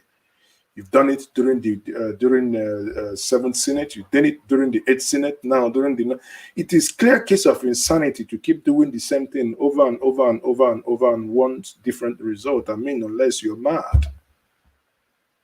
You did not look into the confab report. Granted, okay, for the sake of argument, without conceding, we wasted 7 billion. Now, sitting on that report without looking at it means you have approved and you want to waste that 7 billion. But for Christ's sake, put that 7 billion to use by the content of what that confab report contains. You could have put that into use. And he started by saying, to be honest with you, I haven't even read it. I mean, do I expect you to read it? There is no cartoon in that document, so I do not expect you to read that document. ASU was on strike. I mean, honestly, will you look into the recommendations in the National Confab report? Well, frankly, I haven't studied it. I have a problem with that conference. My problem is this: if you could recall, at the time the government said it voted 7 billion naira for that conference, ASU was on strike. And teachers on the tertiary institutions, polytechnics, were on strike. These strikes were at least for a whole academic year. A whole academic year. A whole academic year. Plus minus the holidays. A whole academic year, 7 to 8 months. That's your problem. Yet, under your own watch, ASU is now on strike for more than a year academic, because everyone in the universities just added 1 year to them. That's all. You've just added one. Since ASU on strike, you couldn't do anything. Yet 7 billion is what we are wasting. Your argument is that the previous government wasted it. Reason why I played this video is, in as much as I agree, and I want to agree with Professor Akintoye, right? But something in me tells me that the man you are, for someone to get well, the one you are mixing the concoction to drink must be ready to consume that concoction for that concoction to work. If the person you are preparing concussion for is unwilling and is not ready to take that concussion, it's not going to work. It leaves us to more confusion. In the Southeast, it will only leave us to more confusion. Look at what we have. The only place we had real crisis was the Northeast, but it's now spilling over. And the crisis we have in the Northeast has a grave element of ideology combined with religion. The savior that we will have is that what we have in the Northwest is only criminality with a minute element of religion. So if it is clearly nipped in the bud, we might have a saving grace. At the end of the day, what is it that we want? Still, I play us just this clip from TikTok just about Hong Kong. When I talk about it, and I'm like, what if these people have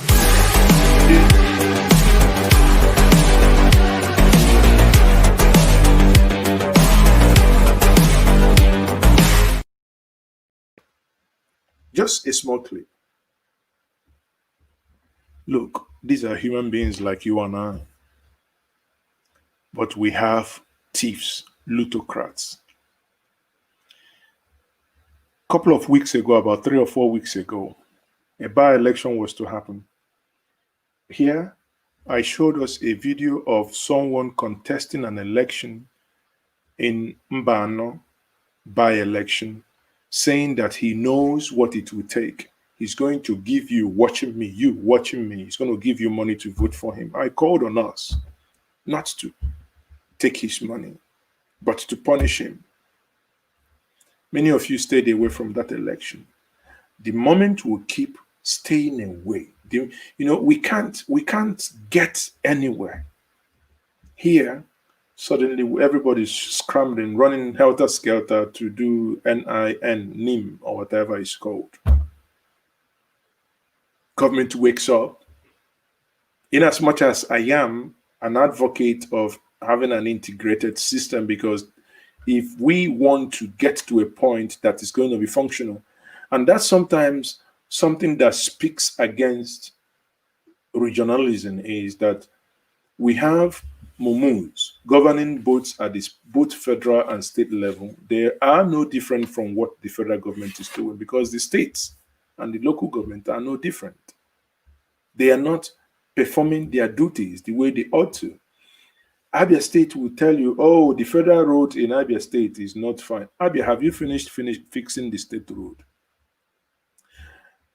We can start fixing roads even with interlocks that is going to be cost effective, and it's going to last longer than bitumens on a shorter range, that we can use these things, all we can do for ourselves. No one is thinking about how to do it. You have 36 states. None of the 36 states has running waters. Not in Lagos, not in Ibadan, not in Enugu, not in Kaduna, not in Adamawa, not in rivers, not even in Bayelsa, the state that gets one of the biggest chunk of money, with only 8 local government and the least population. Yet their politicians are one of the most useless in the whole federation, because you just see them get this money. You go to Bayelsa, there is nothing to show for. You ask yourself, you get more than Bonu. You're not even close to one local government in Bonu. Yet, look at what Governor Zulung is doing. He's a human being like you. In as much as I am a proponent of going back to the 1963, eventually what was agreed on Aburi, which is a confederation where every region, let the old eastern region be on their own. If the other component of the eastern region say they don't want, for Christ's sake, let the great Igbo nation, what I call the GIN, great Igbo nation, be on their own. Let the Oduduwa nation be on their own. If the Middle Belters want to form a nation of their own, let them be on their own. If the far Arwa not want to have a nation of their own, so be it. If the Hausas want to have a nation, Kenuris want to have a nation, for Christ's sake, so be it. If you want to change your coat of arms to cutting of hands, so be it. Generate your own revenues. Pay minor tax, insignificant, to the center in order for the center to be run. I was having a conversation with a friend of mine in England today. We were talking about watching the Prime Minister yesterday. The way Boris Johnson was talking as if he was a medical doctor, addressing the issue of the new strain found, or the new strain of COVID-19. And I was watching, I just asked myself, look, that's a prime minister, that's like a president, standing there taking questions. So this person will ask, boom, this person, everyone is asking a question that was not pre-recorded, not present, not everything was live. And I just said, imagine for 1 second you remove Boris Johnson and put Buhari there. The guy laughed and said, well, live. that TV will break. He doesn't even want to think about what is going to happen. You know, it is about the structure. The structure we have is configured ab initio to keep us all down. When we had regional governance, Awolowo was able to develop the Southwest and was able to grant free education to Southwest, and that included people who were not Yorubas but were resident and were taxpayers within the Yoruba nation. M.I. Okpara, the legend, may your soul rest in peace, was able to do wonders, and I could not stop playing his video because that man remains a legend. Sorry again, I have to disturb your peace, but I want to, because the man is a man after my own heart. M.I. Okpara, with our palm oil, the South or the Eastern region became the fastest growing economy in the whole world. The whole world, wide world, Eastern economy. From oil, today we have cucumbers and carrots. All they do is to ride on convoy, running your parents, your wife, my children off the street. That's what they know how to do, how to buy Lexus. You have cars that are produced in Nigeria, yet you cannot buy them, produced next door, and you want to make progress. What's wrong with our brains? Jesus Christ. Maybe I calm myself down with M.I. Okpara, because whenever I see him, I can forgive all your sins. I mean, when we have men like, K.O. Mbadiwe, Timber, I mean, Jesus Christ, how did we... Ikenga. Oh, Ikenga.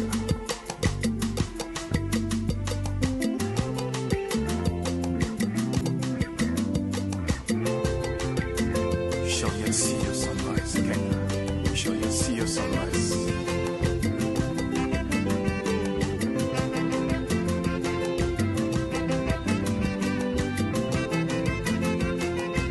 My first encounter with him was in December 1940. He was a gifted man, all round. There is no area you talk about or you walk about that he will not show you how it is done. He was able to use cocoa, palm oil, and a few other products locally to run one of the fastest growing economies in the world. That he was nicknamed M.I. Power. Later, Dr. Michael Okpara. Okpara took over at a time when there were no institutions. Even though the eastern region was the poorest of the regions at the time. He was a pioneer. He had to lay the foundation for this. Whatever he sets his hands on, which is good, he will see to it that it is done properly. From January till December, there was always a new project, that was commissioned. He's a very pragmatic person, but always rooted in the people. Like that, as if he was so, he was in such a hurry that he wanted to do so much. Unfortunately, the Civil War dislocated so many things. I personally felt extremely sad. Because the ideas and the principle which they stood for, their successors in many cases didn't follow. And that's where we are seeing to today. Onyagala 1 year, that's leave nobody behind. Philosophy of the Igbo community, that's what it built into. The politics of then was politics of principles. Truth was that he was an honest man. He was really a nationalist. He didn't build a house, even in his hometown. He was a dedicated Nigerian of Igbo extraction. Down forever. We shall rise again. We shall rise again. Whenever this plays, this is one video in the last 1 month I probably have watched over 200 times. When I say people that inspire me, this is one of them. A man that died not building any house. What we have today is misplaced priorities. People, when they win common councillorship, local government, even when they appoint them, the next morning they will get contractors, they will go knock down their houses and they build. How did we get these materialists? How did we get this to this level of material acquisition? That is all that matters to us. At times, because on this channel we do not glorify nonsense. And probably that's why many people, unless those with common sense, those with human feeling, those who know that, we can speak to ourselves in a civil manner and see how we can make sense out of the senselessness happening around us. Maybe that's why sometimes, it appears the videos won't go viral, because the videos cannot go viral when you speak truth to ourselves. But if someone comes in and just spray money, nobody cares where he gets that money. Oh, you are boutique for what? What's wrong with us? Sometimes it's just sickening. And this is a man, till tomorrow, he remains my hero. A man that loves his people. I've said it. It's nothing, because for you to love others, you must first love yourself. This eastern region became one of the fastest growing economy in the world, not based on crappy nonsense Chinese products, but a man who sat at home was working rapidly, knowing that, oh, something is going to happen. He worked. He worked for his people because he loved his people, not those people that we have today. He inspires me. I can't, like I keep saying, sorry, but I cannot like him enough, because that's an inspiration. A man that governed the whole of Southeast and South-South. With the money that he used in governing the whole of Southeast and South-South in a year is not up to what Deltas today or River State gets in 1 month. Equivalent is not up to, yet he used it judiciously. It shows you how mentally we have caged ourselves. But we'll look at ourselves and everybody will say, he's a Fulani. Is Fulani governing Bayelsa? Is also Fulani governing Delta? Is Fulani governing Anambra, for Christ's sake? We need to liberate our mind and let's stop the blame game. I keep explaining to us, people, it is time we hold our elected representatives accountable. Because if 1 million naira was given, they will give 48 to them to share with them. State and local government and federal government takes 42. Federal government only takes 2% more, because if you take 2 and add it becomes 50. So it's going to be 50-50. So take 2 away, it becomes 48. So that's the only thing, 2% more. And everybody's fixed at that Abuja, ignoring where the real cocoa is, the state and the local government. And because we ignore them, because we have not accosted them, that's why everybody fixed at Abuja, thinking about the presidency and whatever. I have some calls now. Brian Okonkwo, thank you very much for the super chat. That's a Christmas gift to this channel. That means those working at the back end office will be smiling. Brian, thank you very much for the super chat. I have a caller, so who am I on to this evening? Yeah, this is Chief from Italy. Chief who? Yeah, Chief Major from Italy. Okay, go ahead, sir. How is Italy today? Fine. Okay. Chiefs don't do Christmas in foreign land. I hope you're going home tomorrow. Not buoyant enough to be in Nigeria this time around. You're not alone. The COVID also dried some chiefs' pockets. So we have a serious lockdown here. Oh, okay. Stay safe, Chief. Go ahead. What's your contributions, Chief? Yes, thank you for your broadcasting and what you are saying. It's okay. But I want to contribute a lot of a small thing. Yes, go ahead, sir. Because the Hausas, mainly the Fulanis, our own people from the eastern region don't know the tricks Hausas are using. These people have so many tricks, starting from ghost workers, dividing ministries, creating maybe before we have in the police department, we have federal highway patrol. Then they divide it and they bring this road safety. And then in the Ministry of Transport and so on, they hand over some of the functions under road safety, which is not normal, while we have a ministry.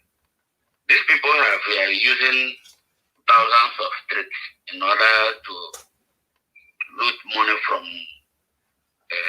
federal government. Nigeria have sold oil for over 85 years today. Nigeria is one of the first countries in this world that sold oil. But you can boast even a toothpick industry that they use this oil to fuel. Then now, some of our Eastern politicians don't know the tricks these people are using in order to follow them and contribute to some stupid ideas to their to create their own avenues in order to make more. Now, in this voice now, during the time of Jonathan, they said they kidnapped 600 girls or something like that. But now, in this Katsina now, which kind of vehicles are they used to carry 300 boys? Point, yeah. Without even 1 million police, the road safety, civil defense, army, and so on, being on the road in order to stop them, or something like that. Who is fooling who? Who is fooling who? I wish I knew the answer. Many people don't know. In the same compound of Ahmadu Bello University, sorry, in the same compound, these people build 635 rooms hotel. The same gate with Ahmadu Bello University. The same gate. When they loot all these boys, they go and pack them that hotel inside Ahmadu Bello University, saying all type of nonsense and loot money that is paid for releasing all these boys. The way you are speaking as if you I know in today's investigated by yourself, I know the place. Okay. And I have seen 635 rooms. So that's where they kept the boys. To Ahmadu Bello University. Okay. You enter it through the gate of Ahmadu Bello University. Okay. When they carry this in, you go and pack them there. Started negotiating money. Okay, so sir, may I ask you, from which state are you from, sir? Pardon me. I'm from Imo State. Okay, so what's your impression of the governance in your state? My brother, if our own state is like my own self, the now of Imo State. Mm-hmm. So we really don't have even a single. Apart from Concord area, there is no place, no street in nowhere without even a better single road in nowhere. So do you think Buhari is the reason why your governor is not building your roads? But myself, I didn't believe that the federal government is. I don't like Buhari for the first instance because before we have Bursary Award. Nigerians, students, some Nigerians are living in abroad, claiming that they are students. They paid them Bursary Award at that time. Who stopped it is Buhari. Nigerian has 300 airlines, 747, traveling all over the world. Nigeria is the highest airline nation, even America or Britain. Who stopped our airline is Buhari. Buhari have done a lot of things Nigerians suppose if Nigerians are people that has a memory in order to remember their problem. But the question is, the question is, the question you ask, my brother, is this about the governance of the East. The East. I think I have other people on the line. If you quickly round up so that we accommodate other people. Let me round up. I know. Sorry. The governors in the East is Eastern region has about 9 states. Apart from that, that is under Midwestern region before. Then part of the allocation, the little allocation coming to the Eastern region is up to 200 billion in a month. Okay. Because Imo State has 13.5 billion, while Akwa Ibom has 40 billion. What they are doing with that money? I wish I have. Is it not enough to develop our area? I wish I have the answers, but hopefully it's not the president. I asked Theodore face to face. That I asked him face to face. There is a law that federal government that the state has no right to develop their place. He said no. No. I asked him. There is a law that the federal government made that the state has no right to develop his place. He said no. I said, what are we waiting for? Okay. And what did he answer you? It is not. He said. I asked him, what are we waiting for? He answered me, no. I said, what are we waiting for? And when because you, I live in Italy for 28 years. Yeah, when you ask him the second question. I know how Italy be when I came to Italy. And I came to Italy and I know how Italy be. Anyway, thank you very much, sir, for your call. I'll take more people, and please, if you haven't subscribed to the channel, kindly do, and support the channel if you can, and share our videos. Thank you very much, sir, and Merry Christmas in advance. Okay, thank you for answering me. Yeah. Okay. Sure. Can you please reduce whatever device, move away from the device you're watching me from? You're speaking to Nazis, okay? Hello? Yeah, good evening, sir. Yeah, good evening. Who am I speaking to? Yeah, you're speaking with Jeff from Germany. Okay. Hello, Jeff. Yeah, thank you, sir. Well done. I always follow your platform, always making sense, Thank you. Actually, about DJ, that young lady, DJ Switch, that lady is just a brilliant girl. Don't tell me you want to marry her now. I'm married. Okay. I'm very. She could be even my daughter. I'm just kidding. Yeah, God, she's wonderful. She's just wonderful. She's brilliant. Imagine such lady. She's a DJ, but some women that she's more intelligent than are working in. In bigger offices in Nigeria. Because when you look at when she speaks, you understand where she's coming from. But look at the so-called ministers, female ministers. When they speak, you can never, or you can take something out of their statements. But look at how this young girl is addressing the whole world. She made me proud. Without any fear.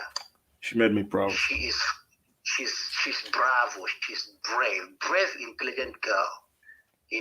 Genau. Oh God. Genau. And then when you look at what she's talking about, thank God that you mentioned Obi-Igbo. Obi-Igbo is on my mind. What happened in Obi-Igbo? No Igbo man should forget what happened in Obi-Igbo. Sure. Because what happened there, we in the diaspora, we are going to make sure that Nwike is held responsible for what happened in Obi-Igbo. If, for example, that NSAS protest happened everywhere in Nigeria, it was,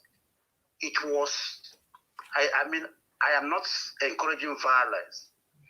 Police men and women were murdered in other parts of Nigeria. Houses were burned. Police stations were burned. In Obomosho, we saw what happened in Obomosho in Oyo State. Correct. We saw what happened in Edo State. We saw what happened in other states. Violent, demonstrators. And then Nwike just, targeted Igbo. Forget about IPOB. He targeted Igbo young youths and murdered them in cold blood. Murdered them in cold blood. Please, my brother, when we talk about can I interject? Yes, sir. The issue of Obi-Igbo, because I interviewed a couple of people on the Obi-Igbo. I wasn't disposed to visit Obi-Igbo, so I interviewed a couple of people. It's, other ethnic nationalities lost lives, in Obi-Igbo. Yeah. And I am, because of the things I now know, I am being very sensitive, and I will implore us to do the same. Okay. It might be that Igbos were predominant in those that lost lives, but we must be very careful not to make it entirely an Igbo affair, because if we do, we have Ijos and we have Eches that lost ones as well. Because my understanding from what the eyewitness told me is that young people, when, in that area, when an army sees you and they shoot at sight, there is no way they will know if you're Igbo before they shoot. They don't know if you're a Che. They don't know if you're a Ijo. They don't know if you're a Doma, right? So why I'm saying this, I know this is live and thousands of people, over half a thousand people watching us, and probably after this broadcast, many will do, is that there are some informations we will have on the tip of our fingers that we will help us shape the way conversation are driven. No one talks about DJ Switch being Igbo, for instance. Now, everyone talks about how brilliant she is. And she goes to ICC now, Amnesty International, talks about the injustice. It doesn't matter if that injustice was done to Yoruba, Igbo, Bini, or any, but there was an injustice that could be linked to Lekki. Now, no one is actually talking about where more crime occurred, where more lives were lost, which was Munshin. The same day, the same night. More people were lost. At least that one, the bodies were seen, they were not taken away until they, broke. So what am I driving at, my brother, is I understand, I think Obi-Igbo is one of those things that we must keep in the front burner. We must, ensure that justice is done for those that lost their lives. However, I would step down a little bit on pushing much narrative on, making it an ethnic thing in order not to lose sight of what has happened. Okay? Because if not, what you will hear is, if you are a Che, for instance, or if you are you lost 2 of your cousins or 2 of your brothers, and everybody talks about Igbo all the time. Someone will say, so me that lost somebody in Obi, well, me, my own body no count. So that's, honestly, as a brother, I'm just telling you, that will be my approach, and that has been my approach. Thank you very much. Right. You are right. Maybe I should have said Obibo massacre. Because every life matters. Whether Igbo, whether Igbo, whether Yoruba.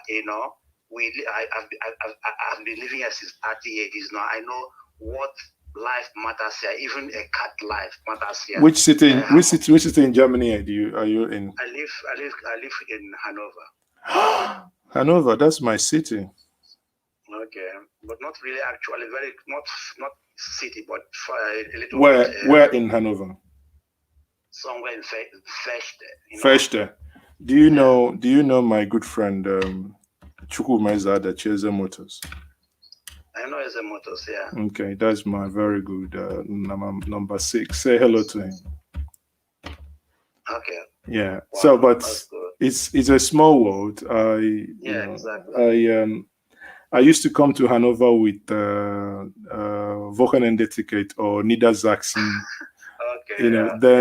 Our student ticket allowed us to go from Kiel, that is Schleswig-Holstein, into Bremen, into Hanover. I lived within North Deutschland. Yeah. Okay. Yeah. So my brother, you are doing a wonderful job, and is it right? Exactly what I called is just because Obibo is really, is really on my mind and on the mind of a lot of people, and exactly, and unfortunately, we made everything worse because he also made it ethnic something. But it is okay. The truth is, if we ever do a body count, I mean, that's from my own investigation. If we ever do a body count on what happened in Obibo, Igbo who are more in number, but that does not discountenance the fact that that we have others as well. Even because I have my cousins there. I have my direct cousin. I mean he's Igbo, but his mother and my mom I'm from Imo State. His mom and my mom are the same. I mean the same father, the same dad. They speak the same language as I speak. They speak the same Igbo. Their names are Igbo. I don't know where this guy, where this guy is coming from, but it's another topic. For another day. Thank you very much, my brother. Yeah. Thank you for your call. So your program is very okay. And again, talking about Imo State and our governors is a shame. After Mbakwe, we don't have another body. We don't have you moved from the realm of Iberivorism to the realm of hopelessness. Look, my brother, it's very painful that when it comes to electing, anyway, look, when Nigeria as a whole. I don't know. No, Nigeria is kaput. No, just say Nigeria is kaput. It's kaput. Yeah, because it is. Das geht gar nicht mehr. Es gibt nichts mehr zu machen. Nein, das kann es gibt gar nicht mehr zu machen. Es ist total kaputt. Du kannst nicht mehr reparieren. Das kann man nicht mehr reparieren. Kannst du nicht mehr machen. Because es ist total Unsinn. The system that brings these people up. The system. Because look at Okorocha. When Okorocha came, it was Africa. People were happy. My people. All of a sudden he ran away from Africa. He didn't even drop his mandate. He didn't ask those people. Listen. That's a universal. It's a universal disease. So all of them are the same. So don't individualize it. But that's fine. Thank you very much for your call, my brother. Okay, my brother. God bless you. But another thing, another just quick one. Quick one is this Professor. Akintoye.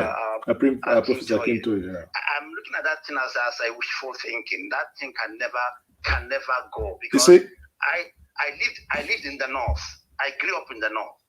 I know how these people think. That thing can never fly.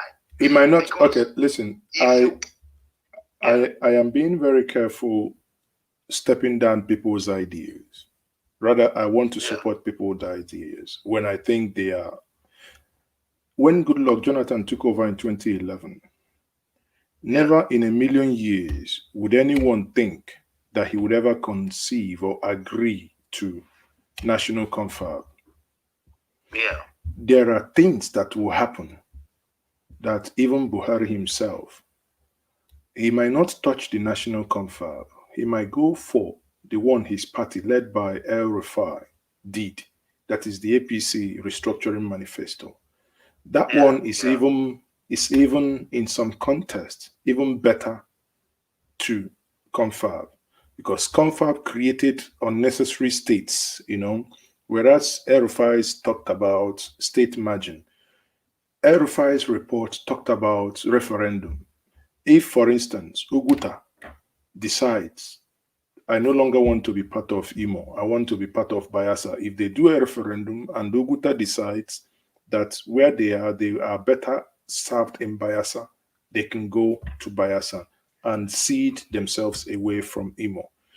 If Amansi wants to go to Enugu, they no longer want to be part of Anambra State, conditions are met, and they go to a referendum.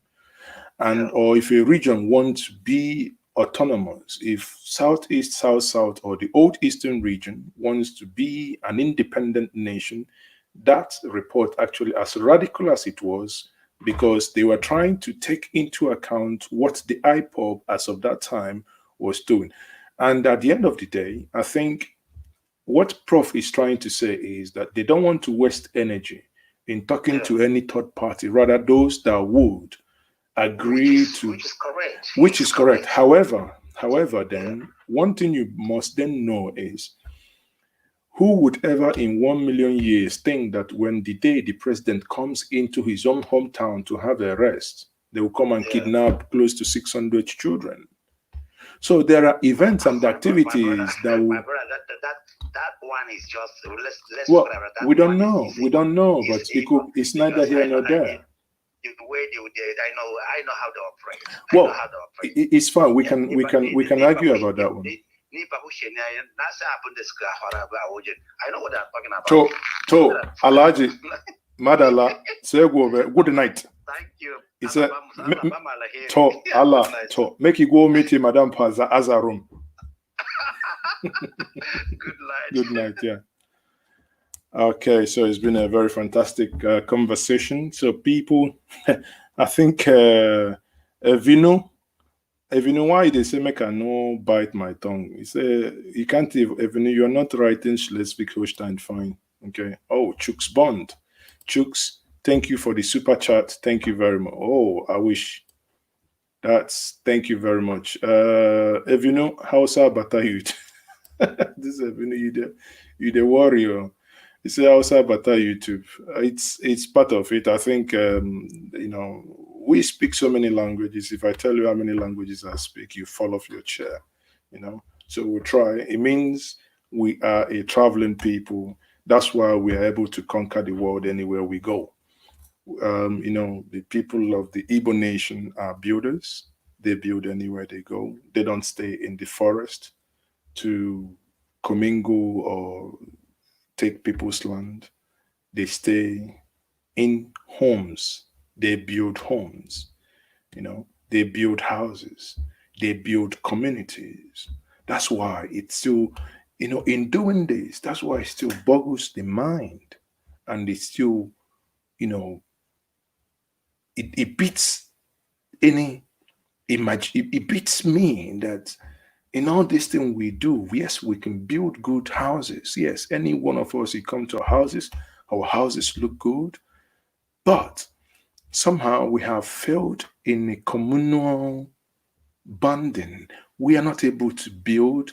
If Zamfara, if Benue cannot build a functional communal water system, why can't we? But we are not. So we haven't shown capacity to be different. even with all the resources that we control. I keep using on this channel a very practical example that I use, which is on the issue as it concerns toilet. To know a good airport, leave the departure lounge, get into the toilet, and it happens in everybody's house. To know how neat people are, if you just walk into somebody's house, go to their visitor's toilet or go to a toilet, when you see people that have calc, what the Germans call calc, or hard water, where they have hard water in Europe, you walk into people's, you see those hard water everywhere, making marks, the mirrors, toothpaste in the mirror, everything just scattered like mad people. It tells a lot about that household. The same thing that toilet does. We have over 777 local governments in Nigeria, yet not one has a functional toilet. When I talk about functional toilet, a functional toilet is a toilet where a woman would come in and sit down to wee. I'm not talking about men. Be careful, because because men, obviously, they can go behind their car and grab their organadike and use the pipe to titrate anywhere. And the one that is very disgusting is that after doing those businesses, they would ring the bell and, Mike, how far? They want to come and shake you. I'm like, Jesus, you're not going to touch my hand. Are you crazy? But on a serious note, it shows you a failing society, because it's not anywhere. You come down to the great Yoruba nation that built television house when France had none. You come back to Yoruba nation, you can no longer see that within the Yoruba nation that you have running water. You come to Ibadan, you come down, you're landing in Ibadan from the air, you look at all the zinc, everything corroded. I mean, don't we have people who can beautify a city? We have roads. No one actually construct road and think of putting in trees that can take away the CO2 emissions from the cars. We build our houses. The challenge is that we blame the government all the time, but the things we can do for ourselves, we are failing to do it.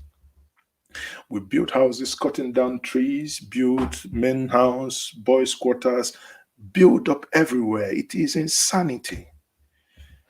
A plot of land is not supposed to be built from A to Z. No, you leave space at the back for grass. No.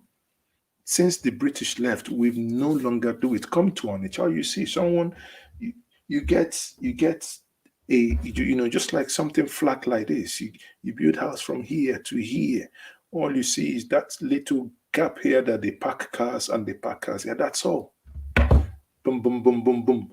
Nobody cares to plant trees. Nobody cares. You have 100 houses on a street. You have 100 soccerways. Sipping. Some people dig wells. I remember growing up in Onitsha, sometimes during the rainy season, you go to the well to fetch water. Sometimes it's greening, because it means that some of the latrines, or some of the the soccerways, soccerways, they do it into two. One is well cemented. The other one is what they call the waste, has block holes. So when the soccerway is about to be filled up, the water escapes into the other side, and that side that the water escapes to continuously, because this is tenant's house, it begins to seep. And if the next house has a well in it, when the whole ground is wet from water, it begins to escape. It gets into the water that people will be using to cook and all the rest. I mean, but because we're not even better, here we are still a people that is still burying in compounds. Even our forefathers knew better. With all those chemicals, we still keep people there. Sometimes I think, and I get tired because there is a lot. And that's why Emma Abara inspires me, in the sense that he understood that we had no time. He tried to utilize the little time he had to do so much. He got involved in everything. That's why he was nicknamed MI Power. And among those that governs us today, I see no man who ever comes close to him. Awolowo was brilliant. MI Opera was fantastic. Eventually, Desam Bakwe in the 80s, it was also good, very, very good, comparatively to these people, bunch of politicians, looters, plutocrats, that all are interested. It appears all they want is for people to address them His Excellency, and they just want to use mopo and drive on a high speed, as if they put off that siren and drive like normal human beings on 80 or 100 or 120, that the world will come to an end. No, they must be driving on that high speed as if they are mad. That's all we do. Anyway, people, I will thank you very much for this evening, and I thank you all for joining me, those that have called in. Like I said, if you haven't subscribed to this channel, I implore you, in the spirit of Christmas, subscribe. That's the Christmas, yeah. In the spirit of Christmas, subscribe to this channel, okay, and share this video. Give this video a thumbs up. And for those of you that have basically done super chat, I think Chooks Bond, thank you for the super chat. And Okonkwo as well, thank you for the super chat. We will meet again, and this is Christmas period. I don't think I will be able to be in a position to schedule my conversations, but I think today's 24th. I don't know, depending on how I feel on Christmas Day. It's Friday, so I might see if I can do my Friday hangout and get ready for your contributions. And if you want me to discuss a specific topic, you can always come back to me to my email address, maazezoke@gmail.com, and that email address is maazezoke@gmail.com. Let me actually put that is maaze@gmail.com, okay, so that we can have discussions. At the end of the day, it's all for our betterment, because we must endeavor to leave this world better as we met it. Which one is super chat? Okay, super chat is when people do now. I'm trying to answer this question like a government official. Government officials, when you ask them something, they give you back that same answer. Super chat is when people support the channel. On the channel, on the comment section, you will see where it has like $sign. If you click on it, it will tell you what to do. So people can support the channel by just clicking on that $sign. And as you can see on the screen, we have Chooks Bond, who's given 2.29 euros to support the channel for the good work we do. And that's Ikechukwu Mwigwe on that one. And Chima Oche says, Danke Maze Schlafgut, und ich sag dir auch Schlafgut. Und frohe Weihnachten und mach nichts Blödes. Ja, wir werden uns alles hoffentlich am Freitag wiedersehen. Okay, so I'll say good night, everyone. And myself at this time, but did you hold on? Oh, no. Someone is, you see, that's another thing. I think I'll address this on a different day. Someone here is saying, that's Faith Diana, unbelievable. I did not believe myself at this time, but blah, blah. So all these people, what they do is they scam you. So I'm going to delete the comment and block the user, because here is not for scam. Okay, so Ikechukwu Nwigwe say, okay, understood. Do you want to try it? Ikechukwu, Maybe if you want to try it, that's going to help you then. NSAS and police brutality says, niemand hält sie davon ab, Chinesisch zu sprechen. Bitte schreiben Sie, was Sie wissen. Danke. Okay, exactly. So whether you whether you say Chinese or you say it doesn't matter. Super danke, man. Odenibo, that's very good of you. Dankeschön. Oh, Jesus Christ.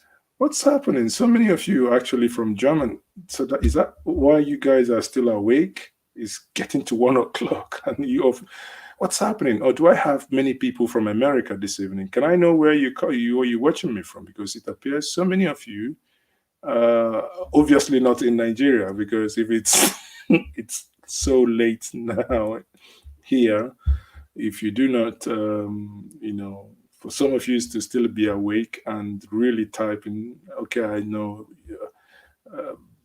Bobby Ijezie is from Spain. Australia, oh, no wonder. Okay, from Canada, now it makes sense. From US, now it makes sense. So, I mean, those of you from the diaspora should be able to try the super chats then, because that's, I think, I was told it works better with those in the diaspora. From Ehrenburg, that's Jude Chidio Ozoakoli. Ja, wir haben gleiche Uhrzeit. Ja, gleich mit Nigeria, das genau. Watching from Canada, Barcelona. Jesus Christ, this is what I call bombastic. To know that actually, many of you are actually being awake. We're basically having a conversation, and this conversation, from Rwanda. Wow. So, who is Rwanda? Rwanda is Gracious Uzo. Gracious, how is Rwanda? I learned that Rwanda is putting Nigeria to shame, and I hope to come to Rwanda very soon. I have a friend who moved to Rwanda recently. And Eugene, Canada, Mwigwe, Madrid, George, Abia State. Really? So you have light in Abia State. So Abia, maybe you can call the WhatsApp number so you tell us what is happening in Abia State.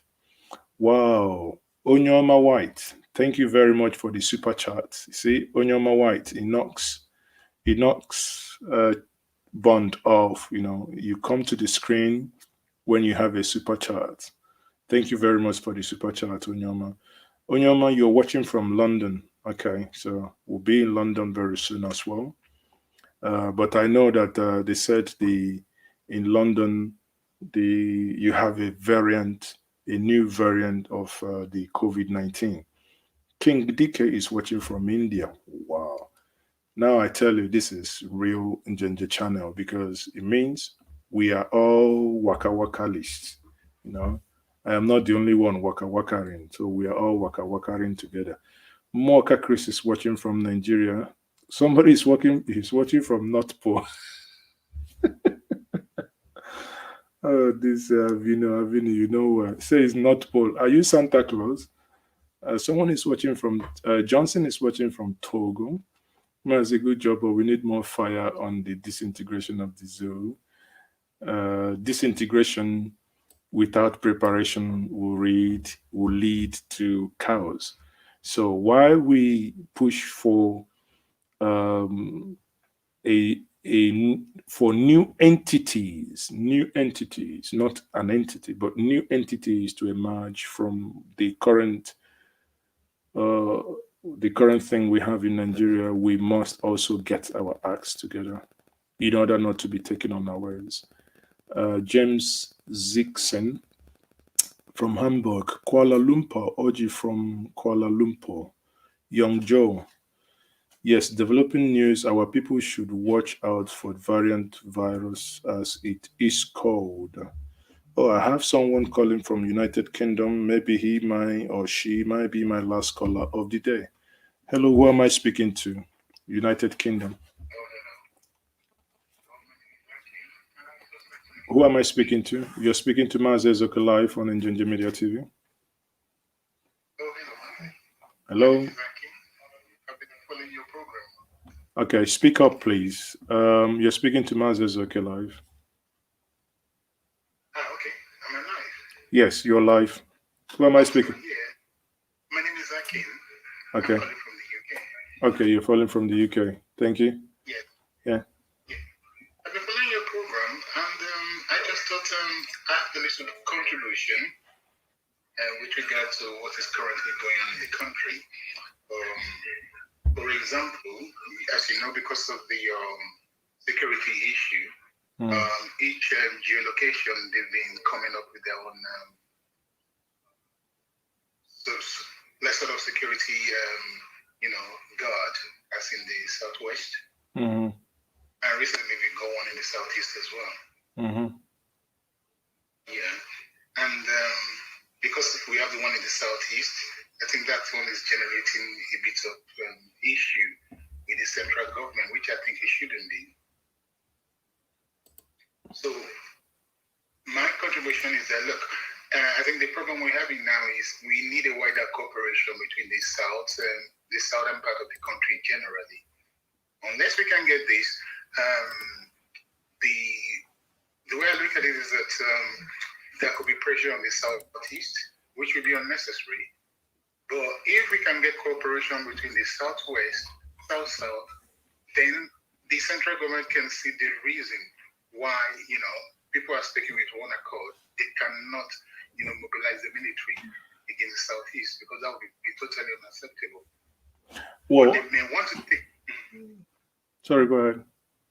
Yeah, they may want to take the advantage if other section of the country are not, they're not talking. Just like we have the SARS, it is a common problem that brought about the SARS. We have a reason, or we have a problem at hand at the moment, which is not unique to just any geolocation of any part of the country.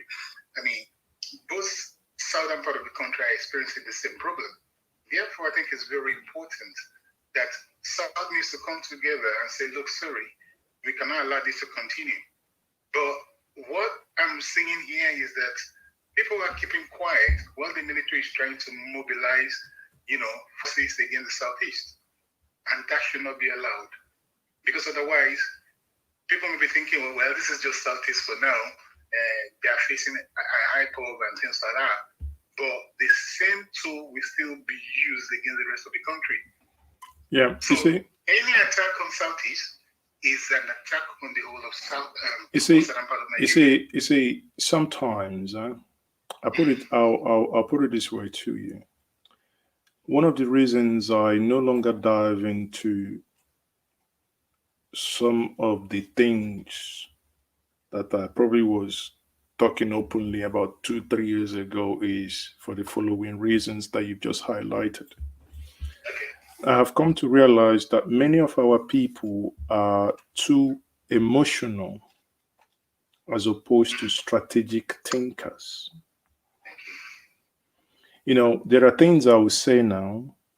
You will hear people call names, even some will say, yeah, Sabo, this, that, because they are mostly with youthful exuberance and with emotions, not with concrete strategy behind it. About 3 years ago, I called for, and I made a video. The video is still there on YouTube. I think you can Google it. I think I titled it then, "The Solution to the Madness is Southern Nigeria." The comments that people and the names people called me in that video is still there. And I kept quiet. I didn't want to reply, not a single one, because I clearly saw people who are not thinking. But luckily, and thank God today, we're not there yet. We're not out of the woods, but at least we have made some inroads when we talk about a collective South. If you go solo, some will say, no, okay, we don't care. We just want it to be the old Eastern region. Now, even within the old Eastern region, you're already conflicted, because some are saying by the nomenclature of the name that it bears that they are not willing, because they say the argument, you have already drawn the maps before you even speak to them. Right? So you see, that alone takes a chunk away from your people.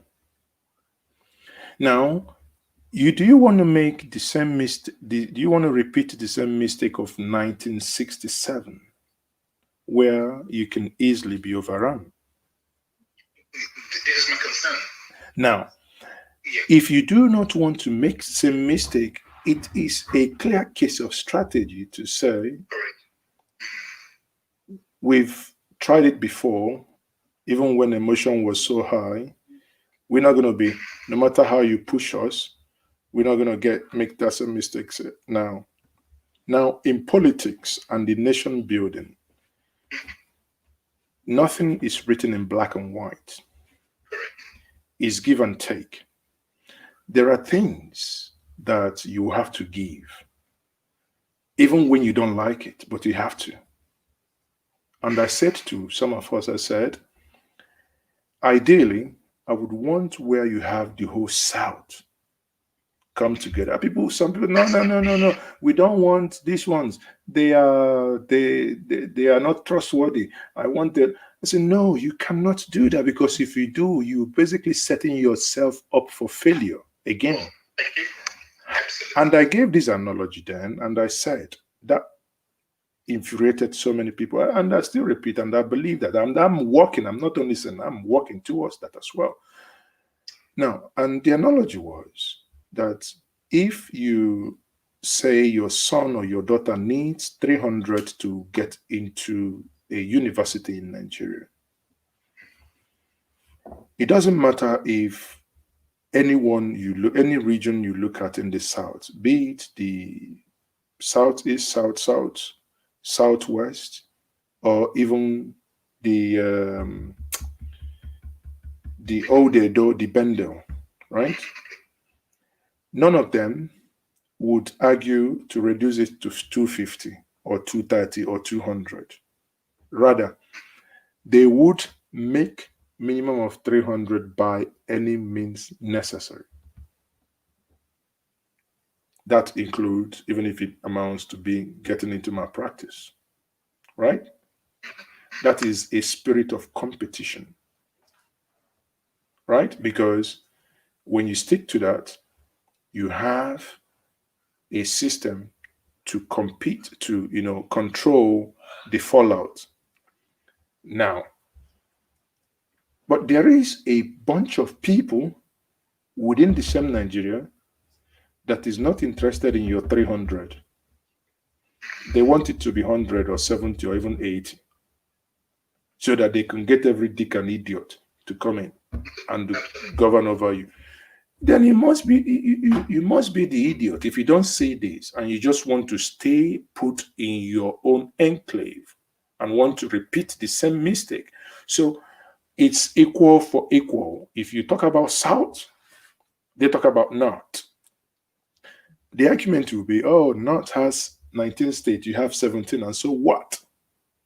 Do you understand? But at least there is some element of equality there. There is some element of, yes, this is what, I can do. Yes, this is what it is. Not just opening yourself up for, like the security network you talked about. I had wished it was done different. But all hope is not lost. I wouldn't say more than that. All hope is not lost. Is that some of us are not speaking doesn't mean that something is not going on. I will leave it at that. Thank you very much, my brother. Thank you for the call. Just to round up. Yes. So, I noted your comment about people thinking, oh, maybe this is not trusted, or one cannot be trusted. Yes, I share some of this sentiment without any doubt. I no longer. You know why? Yes. Do not judge me by the sins of my forefathers. If I have an argument with you, I want you to deal with me from the things you and I speak about, not what my grandfather and my great-grandfathers did. And besides, I leave you with this. Sometimes some of the things we were fed weren't actually totally correct. Agreed. Very true. I said this, and I must repeat it here. In the time that we were told that when Ojukwu was the governor general, right, he had the executive powers. He had the executive powers, a bit military, right? Awolowo came out of prison, and we were told that he said, if you declare, I will declare. Now, growing up, we read it, I believed it, but now I question it. You know why? One, you had an executive power. If Awolowo was the governor general as well, I knew he had an equal power to do what I was doing. But he barely came out of prison. He never wielded no power. So how come we will hold it against the people that they never declared, where he could not declare because he had no powers? Isn't that common sense? But that doesn't mean that there was that conversations didn't happen as to, okay, if you declare, I could probably get my people to look into X, Y. Do you understand? I wasn't there, but I'm only trying to make sense out of, because if we just believe everything hook, line, and sinker, then we're not doing ourselves a great service. Okay?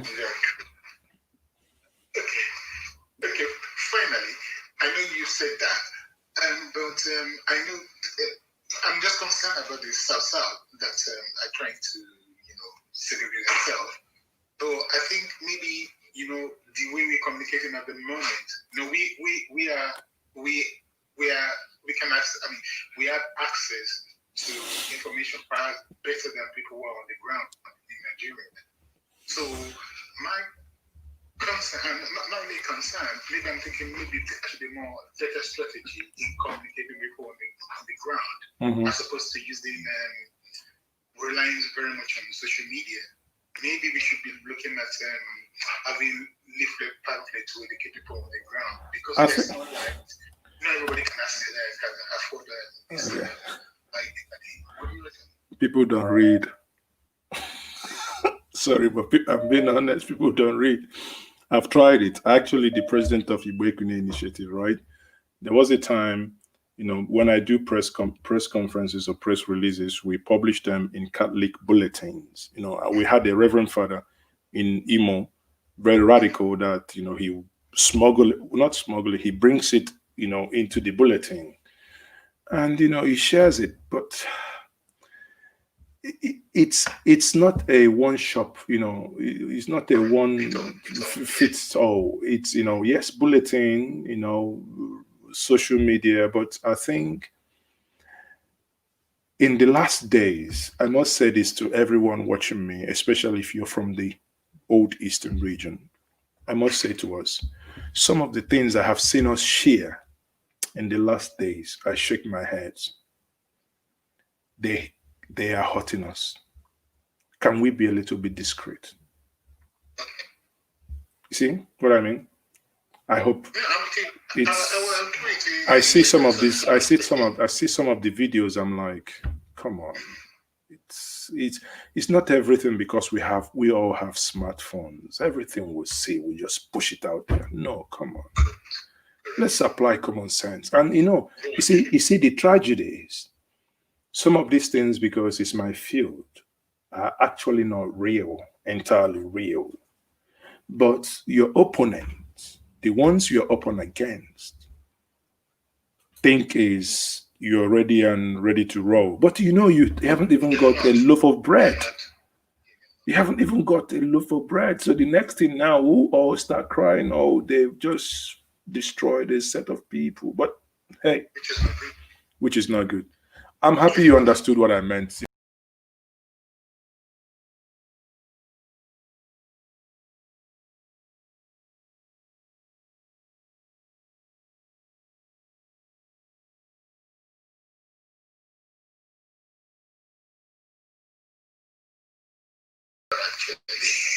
It it doesn't, I mean, we're all the same. So you've got an African gene in you. So that's all matters. Oh, absolutely. Nigerian, actually. Yeah. So it doesn't, again, it changes nothing. It's a matter of you identifying whom you are. So we all sit in different colors. Doesn't matter. Yeah. Thank you very much for your call. Thank you, sir. Okay. You too. Bye. So, Odi Avinu Chai. You they give Wahala. It's as if it raptured.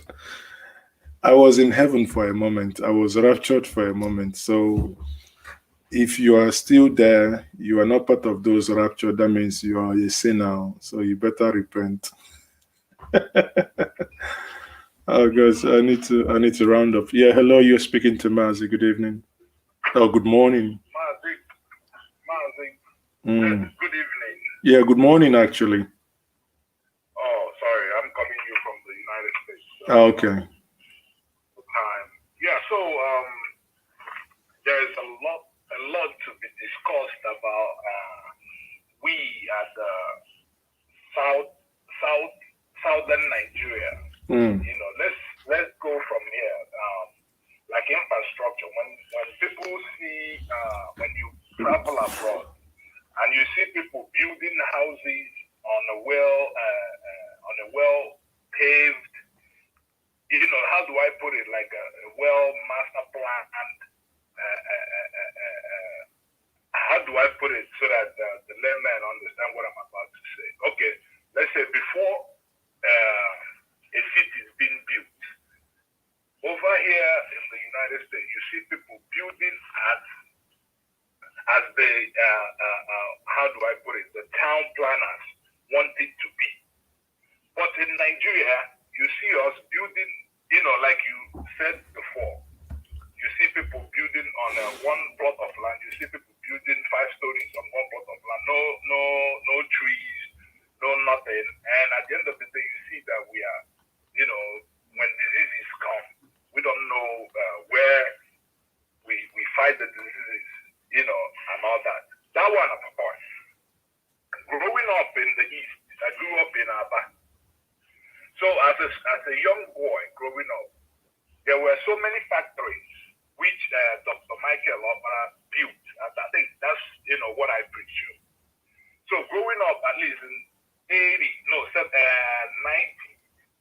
you see those factories. I can mention them if you permit me.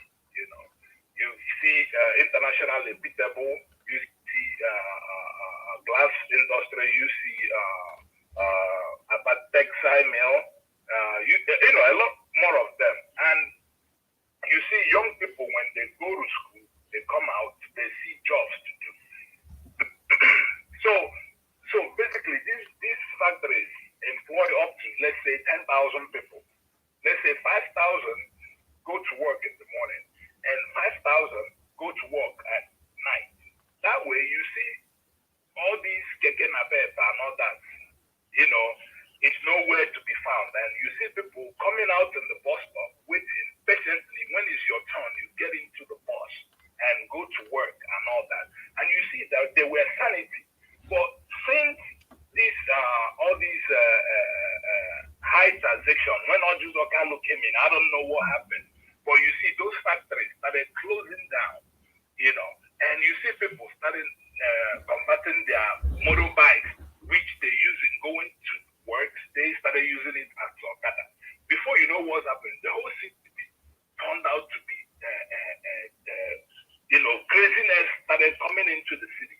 So how do we tackle all these things? Because another thing, you see young people, you know, from 25 to at least from, let's say, 18 years to 40 years old. You see somebody, a governor will come out and say he's doing youth empowerment. That youth empowerment, you give a 18-year-old boy to 40 years old, Okada or Keke Napepe as a youth empowerment. You've created ways to kill the young man because when he grows old, he would not know his left and right.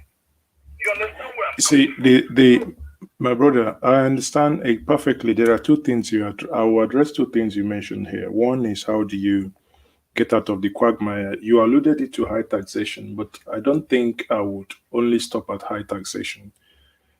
Truth is, if not of multiple taxation, we are not actually taxing enough, if we have to be truthful to ourselves.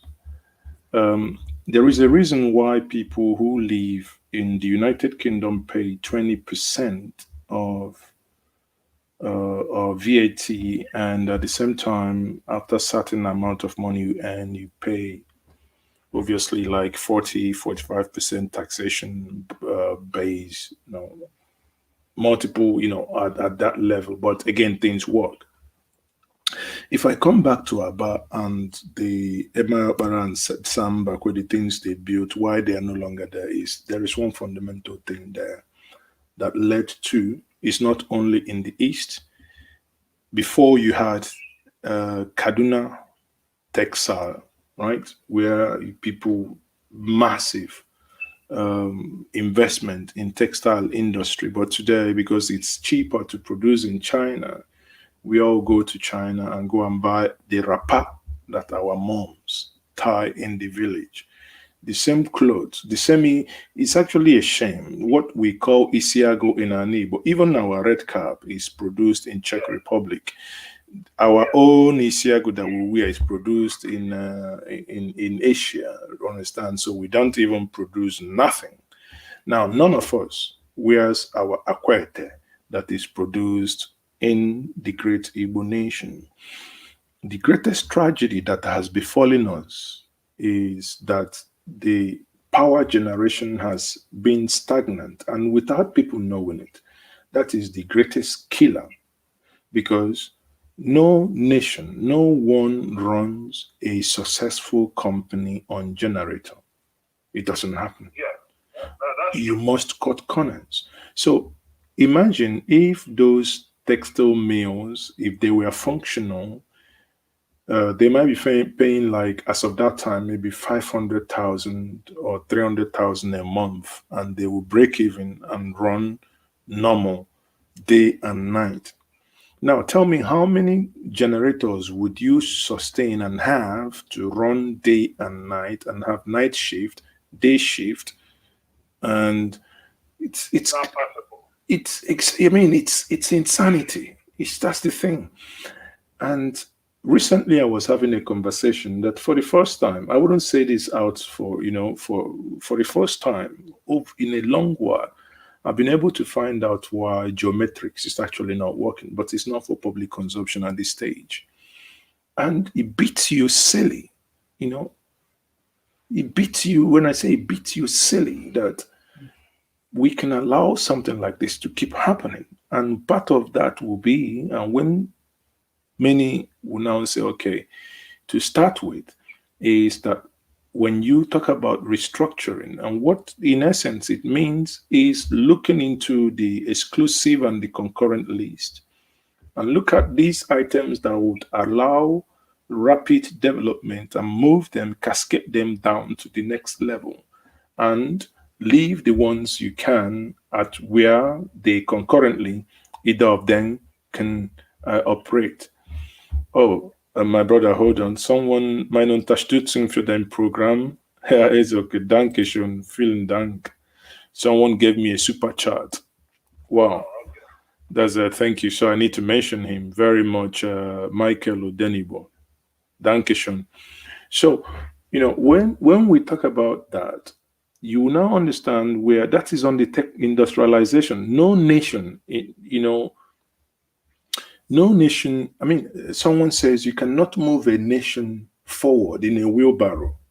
No nation can attain the level of industrialization on the backbone or on the altar of using generating sets. It cannot happen.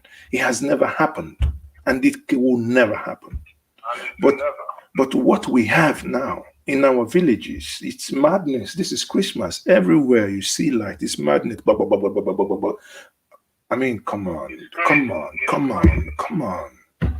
It's pure insanity.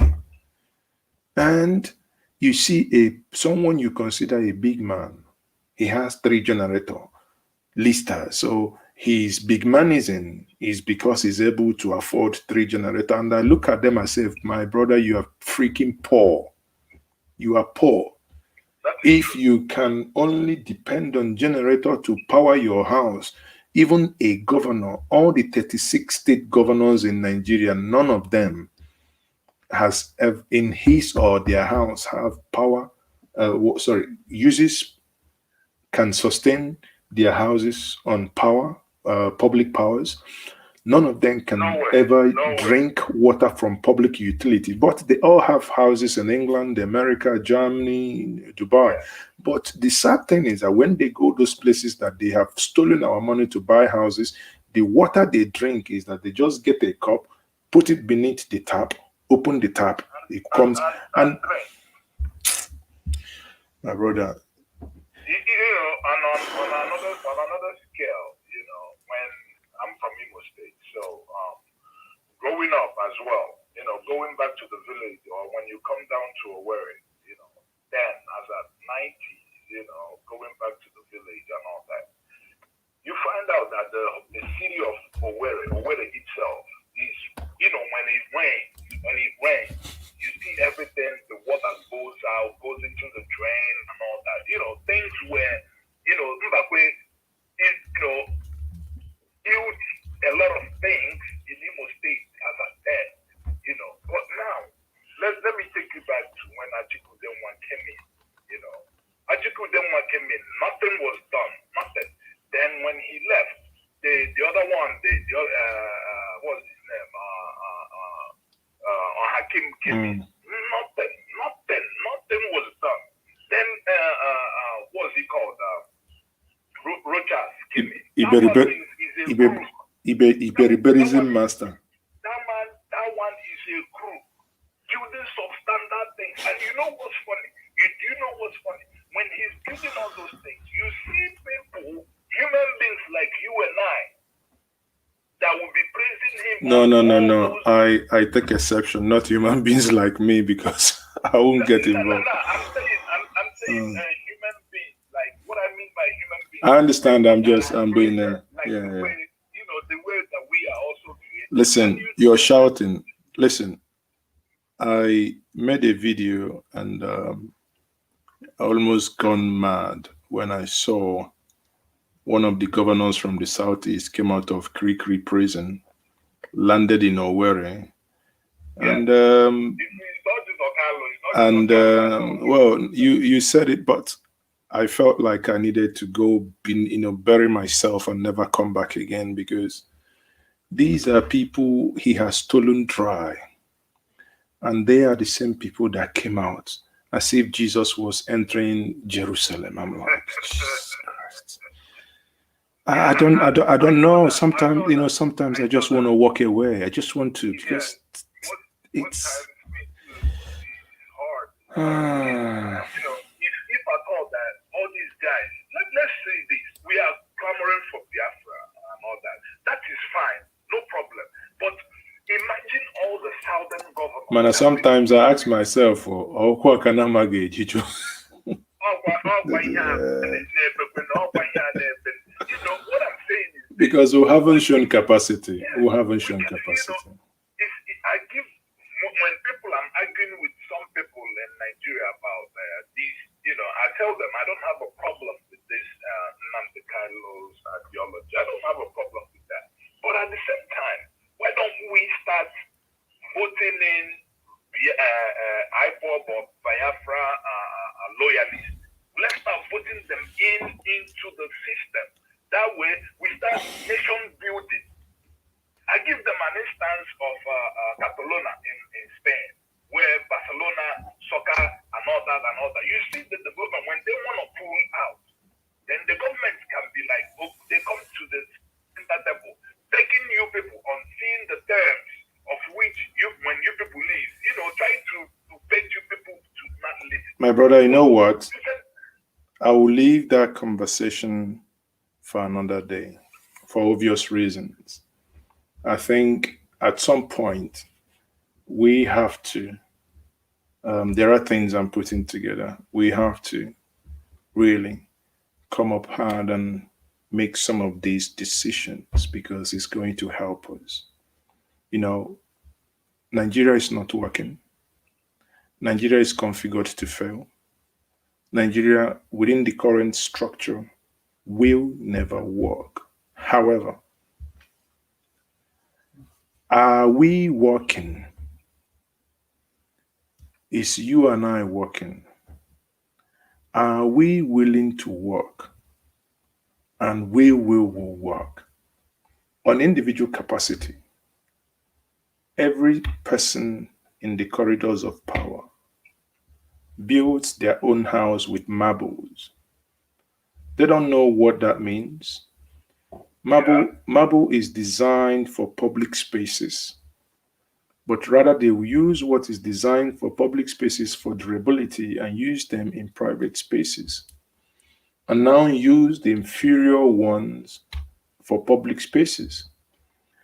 Come back to your state, Imo State. During the time of Okorocha, you saw Chinese palm trees, fake, not real, fake palm trees, littered the street.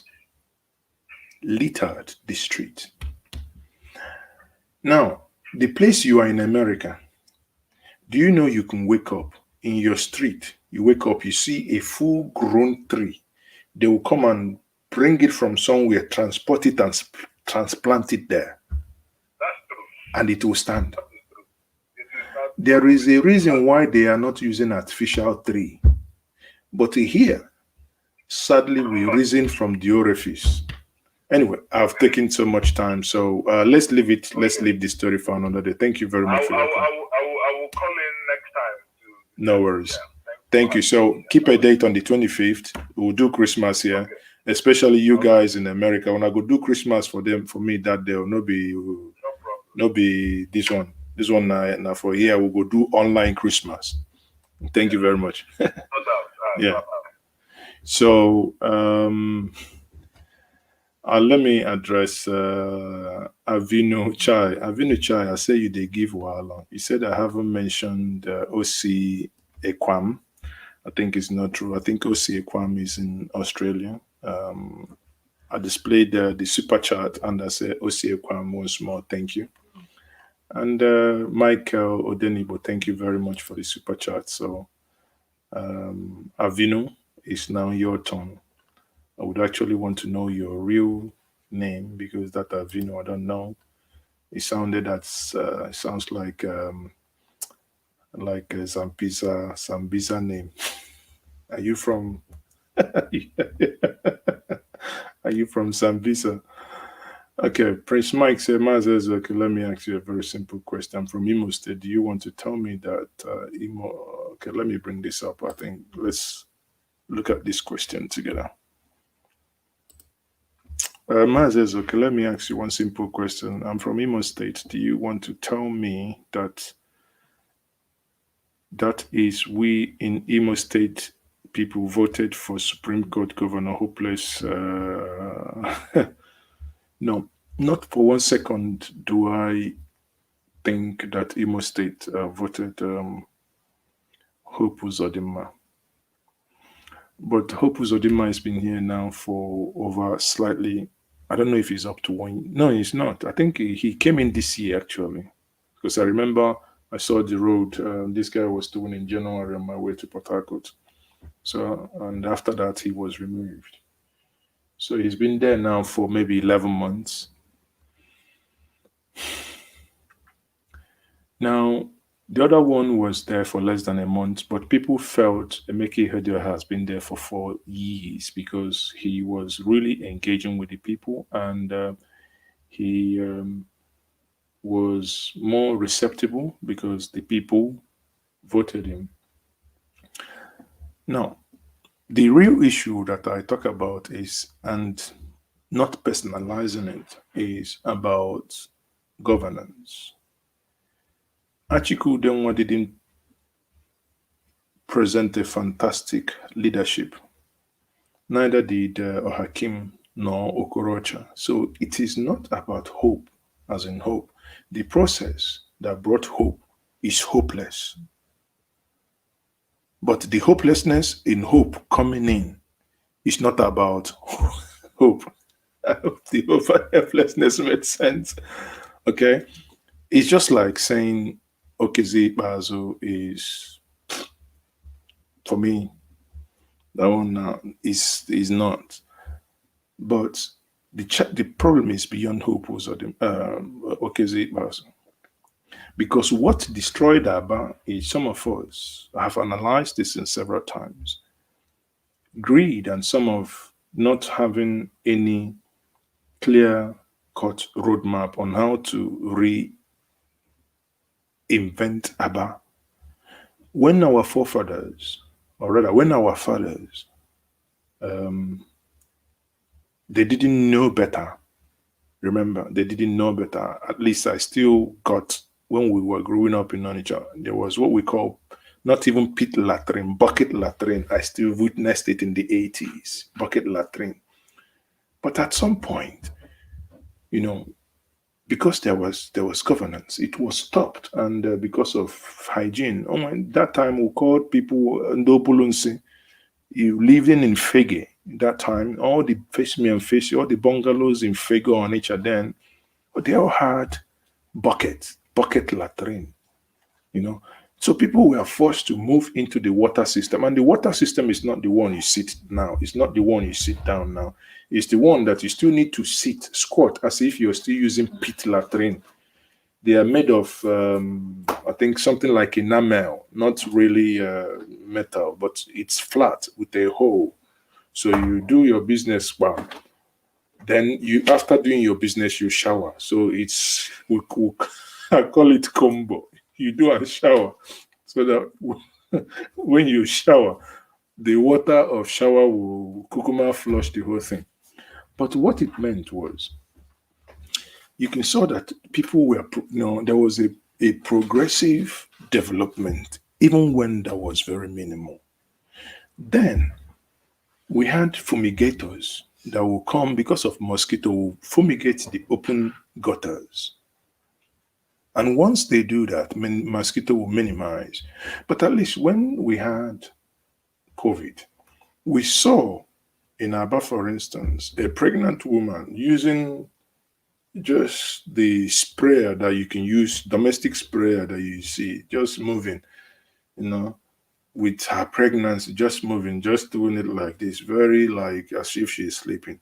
Then you ask yourself, what is she fumigating? Is the COVID in this gutter? Or was she told to come and fumigate the gutter? So, but someone in the office actually have signed out billions for that, which she was doing in her late pregnancy, maybe in the third trimester. And she's doing that. So when you understand the thing that is happening, you would now know that the challenge we have, and I use Aba as an example, is that the things our forefathers did without really understanding the technological underpinning behind that, what we now lost was, from moving out from that 80 to that late 90, there ought to be a strategic, where people will sit down and say, okay, this is how we would plan this city. There has never been a governor since 1999.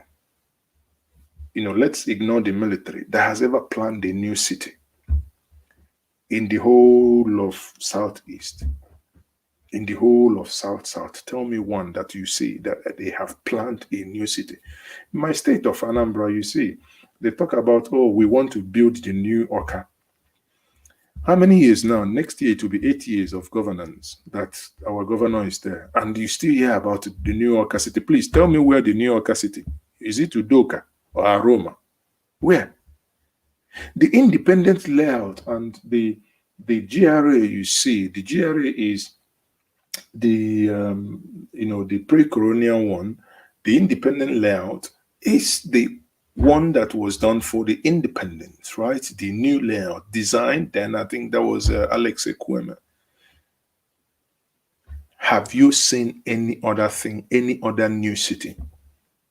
Rather, what we did was to destroy Polo Park because we want to build a shopping mall. Isn't that insanity?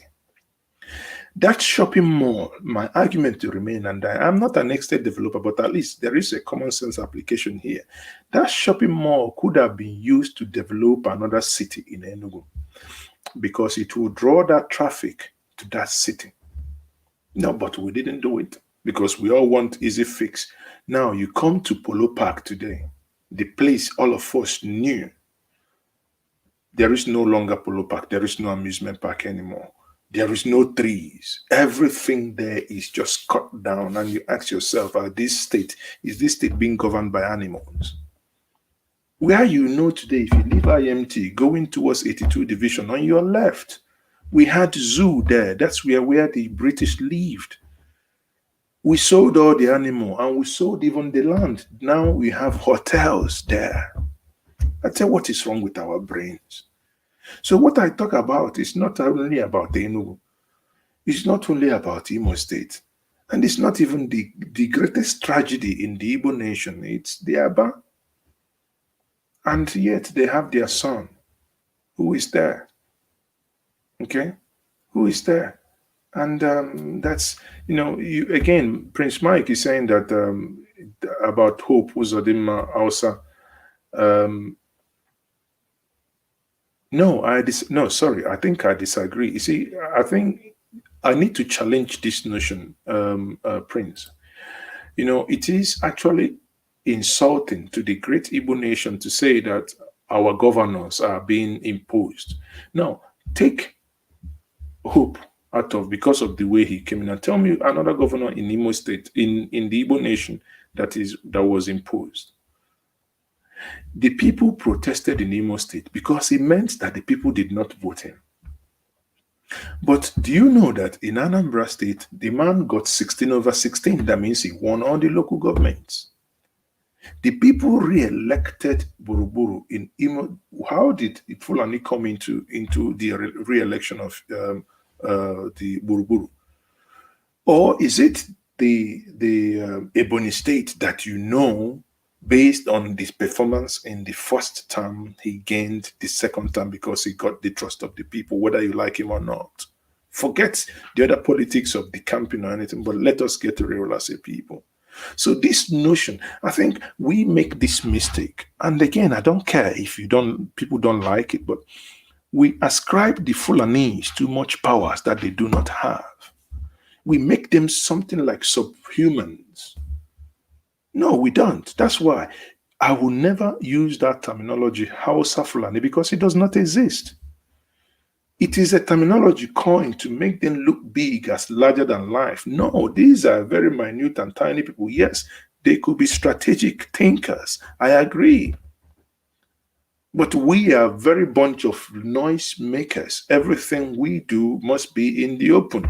If you see somebody today pick 50,000 euros, the shoulders will be, in fact, you will need to tie that person for the shoulders not to be like this.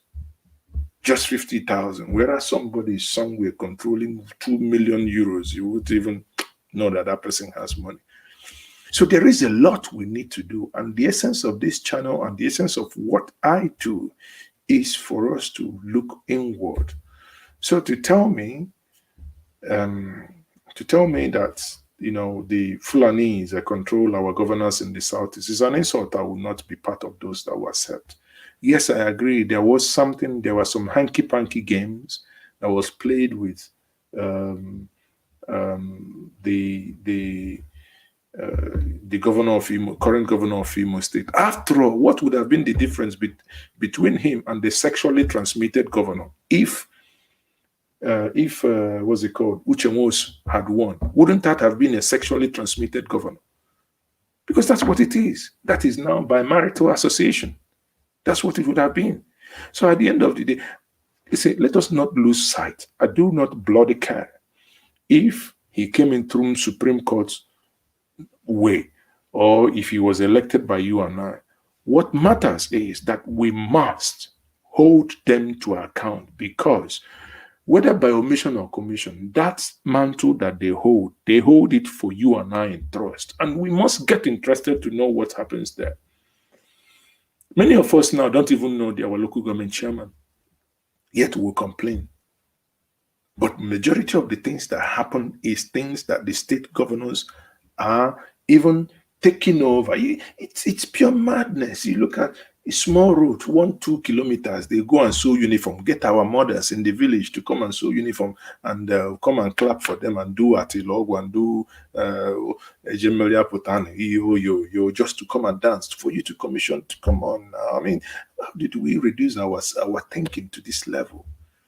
None of us, we no longer have big thinkers. One of the reasons I supported Professor Soludo before was a man who could think, can we have a semblance of what we have in Dubai? Or, I mean, someone who can think, listen, I want to think big, but let me fail. But we have dwarf thinkers.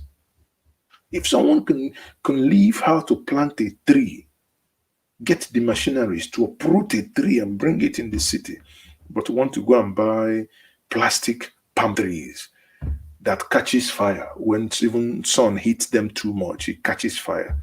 I mean, for me, this is not leadership. Honestly. Avino, what again? What are you saying? Yes, I said sexually transmitted governor. That was what Uche Nwosu would have been if he became a governor in Imo State. That is a governor by marrying the daughter of a governor. Okay, that was what he was pushing for. I mean, we have to be real. It's just pure madness everywhere. Anyway, on that note, people, I will say thank you very much. It's been 3 hours, and many of you are still here with me. Sadly, I will have to go before the vigilantes in my village knock at my door. Thank you very much for being here with me. And I remain your host, Mazezoke. Keep faith and find time to spend with me on Christmas Day. Hopefully, I would come back and we'll do 1 or 2 topics again. We'll keep doing it. The essence is that we must keep talking. We must, in a gentle way, keep talking to ourselves until we build that critical mass. Because when we talk about holding people to account, sometimes I don't blame those in Nigeria. You know why? It appears it's only when someone have lived or worked or schooled abroad and seen something different that they will know that actually, the place that they are in are stinking.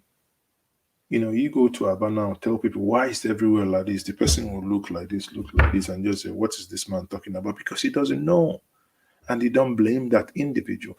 If you stay in a stinking place for too long, you will no longer hear the smell.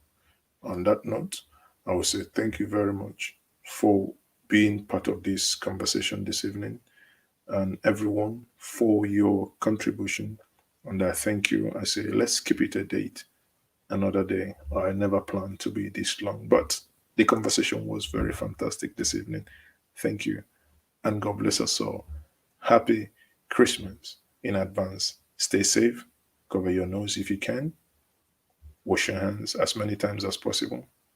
And please keep social distancing. Thank you. Bye-bye.